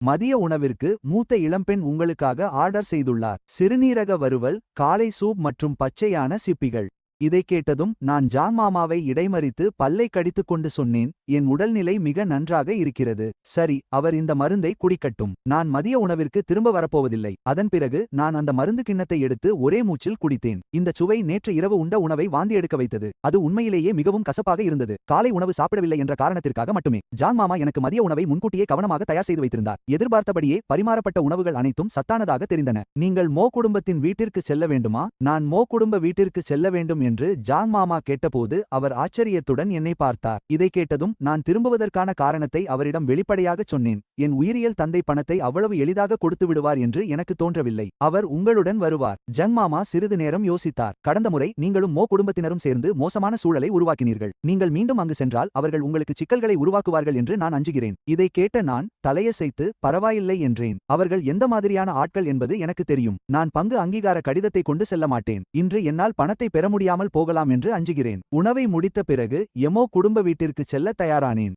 ஆனால் ஜங் மாமா எனக்கு புதிய கார் சாவியை கொடுத்து லூ மிங்சி எனக்காக வாங்கிய ஃபெராரியை காட்டினார். சகோதரிகளுடன் வசித்ததிலிருந்து நானும் கார் மாடல்கள் மற்றும் அவற்றின் விலைகள் குறித்து கவனிக்கத் தொடங்கினேன். லூ மிங்சி வாங்கிய அந்த கருப்பு ஃபெராரி சுமார் 5 மில்லியன் யுவான் மதிப்புடையது. லூ மிங்சிக்கு அழைப்பு விடுக்க தவிர எனக்கு வேறு வழியில்லை. ஆனால் நான் அழைப்பதை பார்த்தவுடன் அவர் எடுக்கவில்லை. அவர் தனது கைபேசியில் ஒரு குறுஞ்செய்தியை மட்டும் அனுப்பினார். அண்ணா, நீங்கள் காரை பற்றி கேட்கப் போகிறீர்கள் என்றால் நான் அழைப்பை ஏற்கப் போவதில்லை. உண்மையில் நான் அவரை திட்ட விரும்பினேன். இந்த கிறுக்கு பிடித்த பெண் கோபத்தில் என் தோளை ரத்தம் வரும் அளவுக்கு கடித்தாள். நான் எழுந்தபோது என் இடது தோளில் காயம் இருந்தது. இதை கண்ட நான் இந்த முறை மறுக்காமல் கார் சாவியை வாங்கிக் கொண்டேன். சிறிது நேரம் யோசித்த பிறகு ஜங் மாமாவிடம் சில வார்த்தைகள் கிசுகிசுத்தேன். ஜங் மாமா என்னை திகைப்புடன் பார்த்துவிட்டு சிரிப்பதை தவிர்க்க முடியவில்லை. திரு மோ, நீங்கள் கவலைப்படாதீர்கள். அதன் பிறகு அவர் என்னிடம் ஒரு பையை கொடுத்தார். அதனுள் ஏதோ இருப்பதாக தெரிந்தது. நான் அதை திறந்து பார்த்துவிட்டு தலையசைத்து காரில் ஏறி பண்ணை வீட்டிலிருந்து கிளம்பினேன். ஒரே மாதிரியானவர்கள் உண்மையிலேயே ஒன்று சேர்கிறார்கள். ஜங் மாமா புன்னகைத்தார். திரு மோ பார்ப்பதற்கு மிகவும் சாதாரணமாக இருக்கிறார். பின் ஏன் அவருக்குள் இவ்வளவு பைத்தியக்காரத்தனம்? தனக்குள்ளேயே முணுமுணுத்தபடி ஜங் மாமா தனது கைபேசியை எடுத்து மூத்த இளம்பெண் லூசாவிற்கு அழைத்தார். திரு மோ தனியாக எமோ குடும்ப வீட்டிற்கு திரும்பிவிட்டார். மோ சோங் ஷான் பணத்தை எளிதாக கொடுக்க மாட்டார் என்று அவர் நினைக்கிறார். அவர் நினைப்பது சரிதான். மோ சோங் ஷான் போன்ற ஒருவர் பணத்தை அவ்வளவு எளிதாக கொடுத்து விடுவாரா? பழைய லோ குடும்ப இல்லத்தில் லூசா ஒரு சிவப்பு மர நாட்காலியில் அமர்ந்து கால்களை குறுக்காக வைத்து குளிர்ந்த முகத்துடன் இருந்தார். எமோசானுக்கு அவர்கள் ஏதாவது சிக்கல் ஏற்படுத்துவார்களோ என்றுதான் நான் கவலைப்படுகிறேன். முதியோர் இல்லத்தில் இருப்பவர்களிடம் ஒரு கண் வைத்திருக்க சொல்லுங்கள். தற்போது எமோ குடும்பத்தினர் எமோசுவை மிரட்ட பயன்படுத்தக்கூடிய ஒரே விஷயம் அவரது பாட்டிதான். இந்த மூத்த இளம்பெண் ஜங் மாமா சிறிது தயங்கினார். எமோ குடும்பத்தினர் பிரச்சனை செய்து மிஸ்டர் மோவை மிரட்ட ஆட்களை அமர்த்தினால் என்ன செய்வது? கவலைப்படாதீர்கள், எல்லாம் நன்றாகவே இருக்கும். லுவா நம்பிக்கையுடன் சிரித்தார். எமோ குடும்பத்தின் பலம் என்னவென்று எனக்கு தெரியும். அவர்களின் குடும்பத்தை பற்றி கேட்கவே வேண்டாம். லுவோ குடும்பத்தின் மெய்காப்பாளர்களால் கூட எமுவானை வீழ்த்த யாரையும் கண்டுபிடிக்க முடியாது. இவற்றையெல்லாம் கவனத்தில் கொள்ள வேண்டிய அவசியமில்லை. போனை வைத்ததும் லுயா எழுந்திருக்க முயன்றபோது அவளது கால்கள் சற்று தளர்ந்ததை உணர்ந்தாள். நேற்று இரவு நினைவுக்கு வர லுயா அறியாமலே இதமான புன்னகையை சிந்தினாள். என் சகோதரி உள்ளே வந்து கெடுக்காமல் இருந்திருந்தால் அது இன்னும் கச்சிதமாக இருந்திருக்கும். மீண்டும் எமோ குடும்ப வில்லாவிற்கு திரும்பியபோது நான் இப்போது வாழும் இடத்தோடு ஒப்பிடும்போது இது தரம் குறைந்ததாகவே இருக்கிறது என்று நினைத்தேன். இது புலியின் பலத்தை பயன்படுத்தும் நரி போல எனக்கு தோன்றியது. என்னை நானே கேலி செய்து கொண்டு சிரித்தேன். கதவை தள்ளிக்கொண்டு உள்ளே சென்றேன். எமோ ஷுவானை பார்த்ததும் முகம் இருண்ட நிலையில் எமோ தாத்தா சோபாவில் அமர்ந்திருப்பதைக் கண்டேன். எமோயின் ஷினும் கோபமான முகத்துடன் கனைத்துவிட்டு அவரை திரும்பி பார்க்கவில்லை. ஷினானி உணர்ச்சியற்ற முகத்துடன் எமோ ஷுவானை மேலிருந்து கீழ் வரை பார்த்தாள். அவர்களுக்கு அருகில் எமோ ஜின்பிங் எமோ ஷுவானை பார்த்தபோது அவரது கண்கள் விஷம் கக்கின. அவருக்கு அருகில் அமர்ந்திருந்தவர் மோ குடும்பத்தின் மூத்த மகள் எமோ சிஞ்சிங். மோ குடும்பத்தின் 3 மகள்களுமே சினியின் அழகை பெற்றிருந்தனர். எமோ சிஞ்சிங் அழகானவள் மட்டுமல்ல, அவளது சுபாவமும் மிகவும் சிறப்பாக இருந்தது. ஓ, அனைவரும் இங்கேதான் இருக்கிறீர்கள். அவர்களை பார்த்தபடி கிண்டலான பாவனையுடன் கையை அசைத்தேன். தலைவர் மோ, நான் பணத்தை வாங்க வந்திருக்கிறேன். அடங்காத மகனே. மோயிங் ஷின் மேஜையை ஓங்கி அறைந்தார். என்ன பணம்? சீக்கிரம் பங்கு அதிகார பத்திரத்தை கொடுத்துவிட்டு இந்த வீட்டை விட்டு வெளியேறு. சி சி சி நீங்கள் துரோகி என்று எனக்கு தெரியும். உங்கள் வார்த்தைகளுக்கு மதிப்பில்லை. என் சொந்த தந்தையின் இந்த அணுகுமுறை எனக்கு எந்த ஆச்சரியத்தையும் தரவில்லை. நான் இதை கொடுக்காவிட்டால் மீண்டும் 8 மெய்காப்பாளர்களை அழைத்து வந்து அவர்களை நான் மருத்துவமனைக்கு அனுப்ப வேண்டுமா? இதை கேட்ட எமோயின் ஷின் முகம் பச்சை நிறமாக மாறியது. எமோஷுவானுக்கு மறக்க முடியாத பாடத்தை புகட்ட யாரையாவது தேட அவர் விரும்பினார். ஆனால் முரண்பாடு என்னவென்றால், அவரது இளைய மகன் ஏதோ கேம்ஹேக் பயன்படுத்துவது போல இருந்தான். யாராலும் அவனை வெல்ல முடியவில்லை. சரி சிங்ஷின். எமோ தாத்தா குளிர்ச்சியான குரலில் பேசினார். எமோஷுவான், நான் உன்னிடம் ஒரே ஒரு கேள்விதான் கேட்கிறேன். உன் பாட்டி என்னை எதிர்த்து இறுதிவரை போராட துணிந்துவிட்டாரா? இப்படியொரு கேள்வியை கேட்பதில் என்ன பயன்? நான் தோள்களை குலுக்கினேன். நீங்கள் தானே அன்றைக்கு பாட்டியை வெளியேற கட்டாயப்படுத்தினீர்கள். இப்போது அவரை பழிப்பது சற்று அதிகம் இல்லையா? அதை கேட்ட எம்மோ தாத்தா என் முகத்தில் குற்ற உணர்வை பார்க்க விரும்புவது போல மோகுவானையே உற்று நோக்கினார். ஆனால் அதை பற்றி எனக்கு எந்த கவலையும் இல்லை. தாத்தா, அன்று என்ன நடந்தது என்பது உங்களுக்கு நன்றாகவே தெரியும். பாட்டி ஏன் வீட்டை விட்டு வெளியேற வேண்டும் என்று பிடிவாதமாக இருந்தார் என்பது அவர்களுக்கும் அது தெரியும். நான் எமோ சிங்ஷின் மற்றும் சின் மற்றும் என்னை நோக்கி சுட்டிக்காட்டினேன். இவ்வளவு வயதாகியும் வெட்கமே இல்லை. மற்றொருவரின் மகளை கர்ப்பமாக்கிவிட்டு கடைசியில் அந்த குழந்தை உன்னுடையது இல்லை என்று தெரிந்தால் எப்படி இருக்கும்? தலைவர் மோ, எவ்வளவு பரிதாபம். உங்களுக்கு ஒரு தம்பி பிறந்திருக்க கூடும். அடங்காத சிறுவனே. எம்மோ தாத்தா காப்பி மேஜையில் இருந்த கண்ணாடி குவளையை எடுத்து என் மீது வீசினார். நான் குனிந்து தப்பித்தேன். அந்த குவளை என் மீது படாமல் தரைத்தளத்தில் விழுந்து உடைந்தது. அன்று நான் போதையில் இருந்தேன் என்று ஏற்கனவே சொல்லியிருக்கிறேன். இவ்வளவு சாதாரண விஷயத்தை உன்னுடைய பாட்டி இன்னும் எத்தனை நாளைக்குத்தான் பேசிக் கொண்டிருப்பார்? மோ தாத்தா தன் விரலை என்னை காட்டி நடுங்கிக் கொண்டே கத்தினார். கர்ஜித்தார். மேலும், உன்னை போன்ற ஒரு பேரன் நினைத்த போதெல்லாம் இதை பேசுவது முறையா? நீங்கள் தான் வெட்கமில்லாமல் இருக்கிறீர்கள். ஆனால் நான் பேசுவதை குறை சொல்கிறீர்கள். என் கண்கள் குளிர்ந்து போயின. தாத்தா, இது வெறும் சாதாரண விஷயம் தானா என்பது உங்களுக்கு நன்றாகவே தெரியும். ஆக, நான் சொன்ன வார்த்தைகளுக்கு எந்த அர்த்தமும் இல்லை, அப்படித்தானே?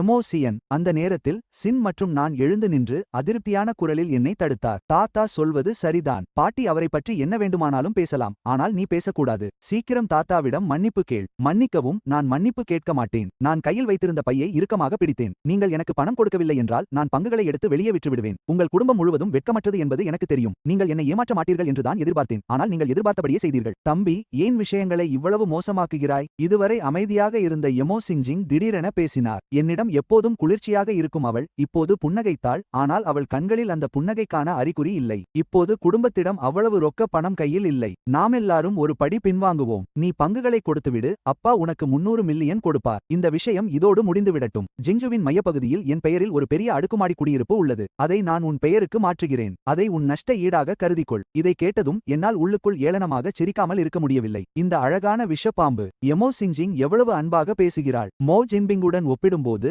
மோ சிங்ஜிங் திறமையானவள் மட்டுமல்ல, அதிக தந்திரசாலியும் கூட. நான் அங்கீகார கடிதத்தை கொண்டு வரவில்லை. பாட்டியும் அவ்வளவு பணம் வாங்க நினைக்கவில்லை. எமோ ஷுவான் மோ சிங்ஜிங் சொன்னதால் அவளை உற்று பார்த்தார். நான் ஒரு படி பின்வாங்க தயாராக இருக்கிறேன். அப்பா, நாம் அதை முடிவு செய்வோம். மோச்சிங் தலையை திருப்பி மோ சோங் ஷானை பார்த்தாள். இது பெரிதாகி பங்குகள் வெளியே கசிந்தால் அது நிறுவனத்திற்கு நல்லதல்ல. இதைச் செய்தால் என்ன? மோ சுவான், நான் உனக்கு இன்னொரு கார் வாங்கி தருகிறேன். அவன் உனக்கு தனிப்பட்ட முறையில் 10 மில்லியன் இழப்பீடு வழங்குவான். சரி. இதை கேட்டதும் நான் எதிர்வினை ஆற்றும் முன்பே என் அருகில் இருந்த மோ ஜின்பிங்கின் முகம் சுருங்க தொடங்கியது. நகர மையத்தில் உள்ள மோ சிங்ஜிங்கின் பெரிய அடுக்குமாடி குடியிருப்பு மிகச்சிறந்த இடத்தில் உள்ளது. அவன் அதை இருமுறை கேட்டும் மோ சிங்ஜிங் மறுத்துவிட்டாள். இப்போது அவள் அதை எமோசானுக்கு கொடுப்பது மட்டுமல்லாமல் சொந்த பணத்தில் காரையும் வாங்குகிறாள். என்ன அடிப்படையில்? மற்ற விஷயங்களை பேசுவோம். நீங்கள் 300 மில்லியனை தர முன்வந்த பிறகு பையை இறுக்கி பிடித்திருந்த என் கை மெல்ல தளர்ந்தது. இன்று அது எனக்கு தேவைப்படாது போலிருக்கிறது. அதை சொல்லிவிட்டு எமோ குடும்பத்துடன் சிக்கிக்கொள்ள விரும்பாமல் வெளியேட திரும்பினேன். நான் காரை அடைந்தபோது பின்னாலிருந்து மோ சிங்ஜிங்கின் குரல் கேட்டது. உனக்கு உண்மையிலேயே ஒரு பணக்கார ஆதரவாளர் இருக்கிறார் போலிருக்கிறது. நேற்று அம்மா ஒரு லிமிடெட் எடிஷன் மேப்பை பற்றி குறிப்பிட்டார். இன்று நீ 5 மில்லியன் யுவான் பெராரிக்கு மாறிவிட்டாய். இதை கேட்டு மோச்சிங்கை பார்க்க திரும்பினேன். அவள் எப்போதும் போல அனைவரும் தன்னிடம் கடன் வாங்கியது போன்ற முகபாவனைக்கு திரும்பியிருந்தாள். என்ன விஷயம்? மோச்சிங் என்னிடம் வருவாள் என்பது எனக்கு நன்றாக தெரியும். இயக்குனர் மோ, நான் யோசிக்கிறேன். நீங்களும் என் கையில் இருக்கும் பங்குகளின் மீது கண் வைத்திருக்கிறீர்களா? ஹா ஹா, எதிர்பார்த்தபடியே நீ அந்த முட்டாள்களை விட புத்திசாலிதான். மோ ஜின்பிங்கை பற்றி குறிப்பிட்டபோது மோ சிங்ஜிங் இனி எதையும் மறைக்கவில்லை. அவள் தொனி வெறுப்புடன் இருந்தது.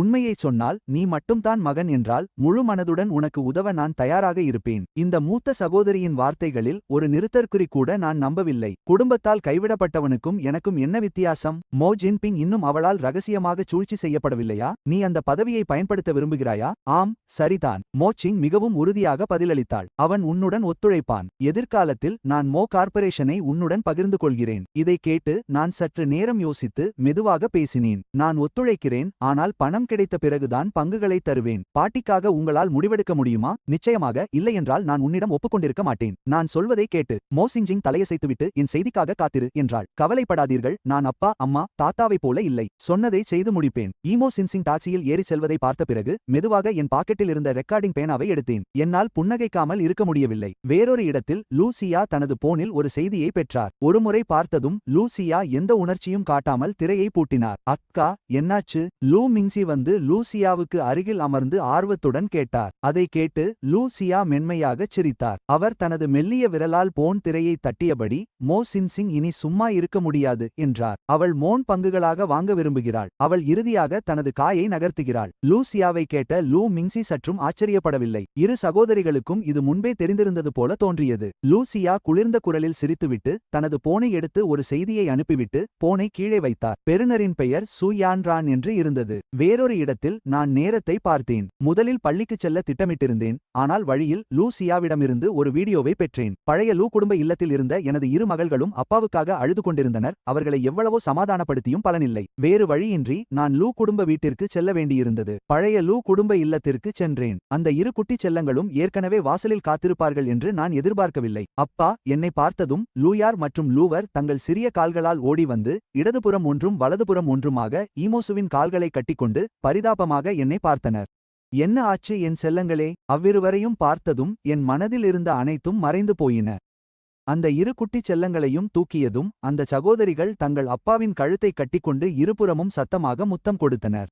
திரு ஈமோ, நீங்கள் கடைசியாக வந்துவிட்டீர்கள். இரு குழந்தைகளையும் கவனித்துக் கொள்ளும் ஆயா என்னை பார்த்ததும் ஏதோ ஒரு மீட்பரை கண்டது போல உணர்ந்தார். அந்த சிறுமிகள் உங்களை பார்க்க வேண்டும் என்று அழுது கொண்டே இருந்தனர். முதிய அம்மாவிடம் விருந்தினர்கள் இருப்பதால் மூத்த இளம்பெண்ணை கொண்டு உங்களை அழைக்கச் சொல்வதைத் தவிர எங்களுக்கு வேறு வழியில்லை. இப்போது பரவாயில்லை, அப்பா வந்துவிட்டார். நான் இரு குழந்தைகளையும் தரையில் இறக்கிவிட்டு தலா ஒரு கையை பிடித்துக் கொண்டேன். முதிய அம்மாவுக்கு தெரிந்திருந்தால் நான் குழந்தைகளை முதலில் அழைத்துச் செல்வதே நல்லது. மூத்த மற்றும் இரண்டாவது இளம்பெண்கள் நீங்கள் வந்தவுடன் உங்களை உள்ளே அழைத்து வரச் சொல்லியுள்ளனர். ஆயா சொல்வதை கேட்டு நான் தலையசைத்து என் மகள்களுடன் பழைய இல்லத்திற்குள் சென்றேன். வரவேற்பறை கதவு திறந்து கிடந்தபோது லூ மற்றும் லூ மங்சி சோபாவில் குளிர்ந்த முகபாவனையுடன் அமர்ந்திருந்தனர். லூவோ பாட்டியும் அவரை போன்றே வயதுடைய மற்றொரு மூதாட்டியும் நெருக்கமாக பேசிக் கொண்டிருந்தனர். அந்த மூதாட்டிக்கு அருகில் உயர்தர அடர் நீல நிற ஷூட் அணிந்த ஒரு நபர் இருந்தார். அவருக்கு சுமார் 26 அல்லது 27 வயது இருக்கும். அவரது கண்கள் லூவா சகோதரிகளை தொடர்ந்து கவனித்துக் கொண்டிருந்தன.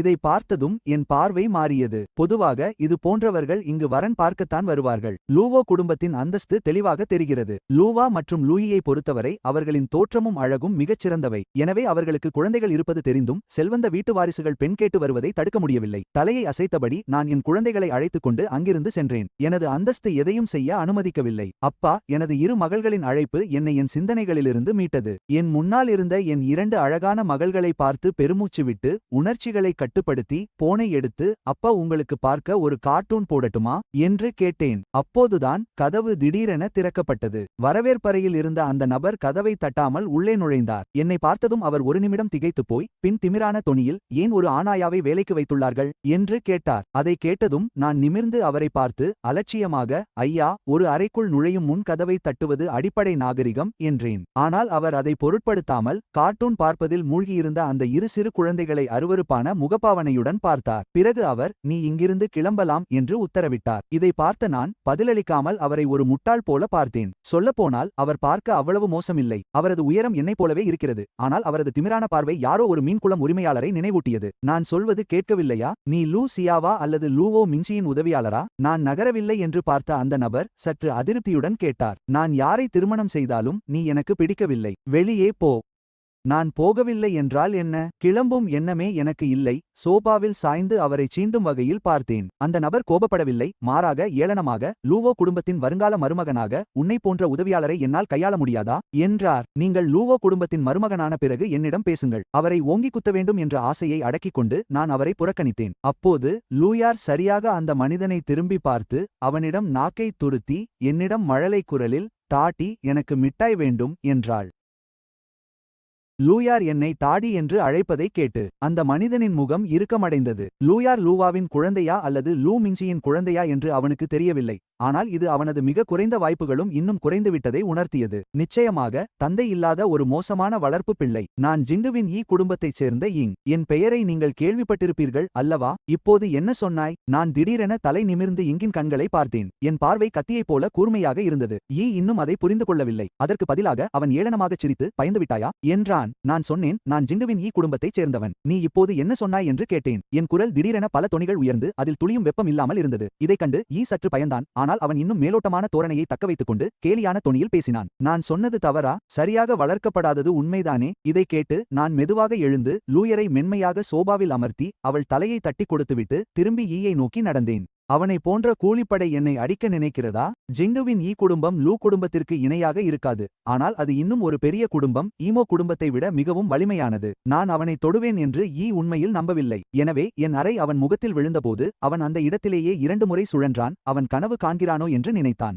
நீ என்னை அடித்தாய், இல்லையா? இதைக் கேட்டு நான் அவனை குளிர்ச்சியாக பார்த்தேன். என் குரல் மிரட்டலும் எச்சரிக்கையும் நிறைந்ததாக இருந்தது. என் மகளை பற்றி பேச உனக்கு எந்த உரிமையும் இல்லை. கதவை தட்டக்கூட தெரியாத ஒருவன். ஈ இத்தகைய அவமானத்தை எப்படி பொறுத்துக் கொள்வான்? முழு ஜிண்டுவிலும் ஈ குடும்பத்தின் இளம் எஜமானரை முகத்தில் அறைவதற்கு பலருக்கு துணிச்சல் இல்லை. டாட்டி, யாரையும் அடிக்காதீர்கள். நான் ஈயை அறைவதை பார்த்த லூயார் ஓடிவந்து என் கால்களை கட்டிக்கொண்டாள். என் மகளின் பரிதாபமான தோற்றத்தை பார்த்ததும் என் மனதில் இருந்த கோபம் உடனடியாக மறைந்தது. என்னை மன்னித்துவிடு. டாடி செய்தது தவறு. உனக்கு முன்னால் நான் கோபப்பட்டு யாரையும் அடித்திருக்க கூடாது. இதைக் கேட்டு ஈ இன்னும் ஆத்திரமடைந்தான். நீ என்னை அடித்தாய். நீ என்னிடம் மன்னிப்பு கேட்கவில்லை. ஆனால் உன் மகளிடம் மன்னிப்பு கேட்கிறாயா? ஆனால் அவன் எதையும் சொல்வதற்கு முன்பே கதவு உதைத்து திறக்கப்பட்டது. லூயா 10 அங்குல ஹீல்ஸ் அணிந்து உள்ளே வந்தாள். அவளது உடல் முழுவதும் ஒரு குளிர்ச்சியான தோற்றம் நிலவியது. இதை பார்த்த ஈனிங்கின் நாவிற்கு வந்த வார்த்தைகள் அப்படியே தங்கிவிட்டன. மூத்த இளம் பெண்ணே, இந்த திரு ஈ கதவை தட்டாமல் உள்ளே வந்து திரு மோ மற்றும் இளம் பெண்களிடம் அவமரியாதையாக பேசினார் என்று செவிலி லூசாவிடம் நடந்ததை விளக்கினார். இளம் பெண்கள் இந்த திரு ஈயால் அவமானப்படுத்தப்பட்டதால் திரு மோ அவரை அறைந்துவிட்டார். இதை கேட்ட லூசா ஈனிங்கை நோக்கி திரும்பினாள். அவளது அழகான முகம் பனி போல குளிர்ந்திருந்தது. அவளது அழகான கண்களில் எந்த அரவணைப்பும் இல்லை. மன்னிப்பு கேள்.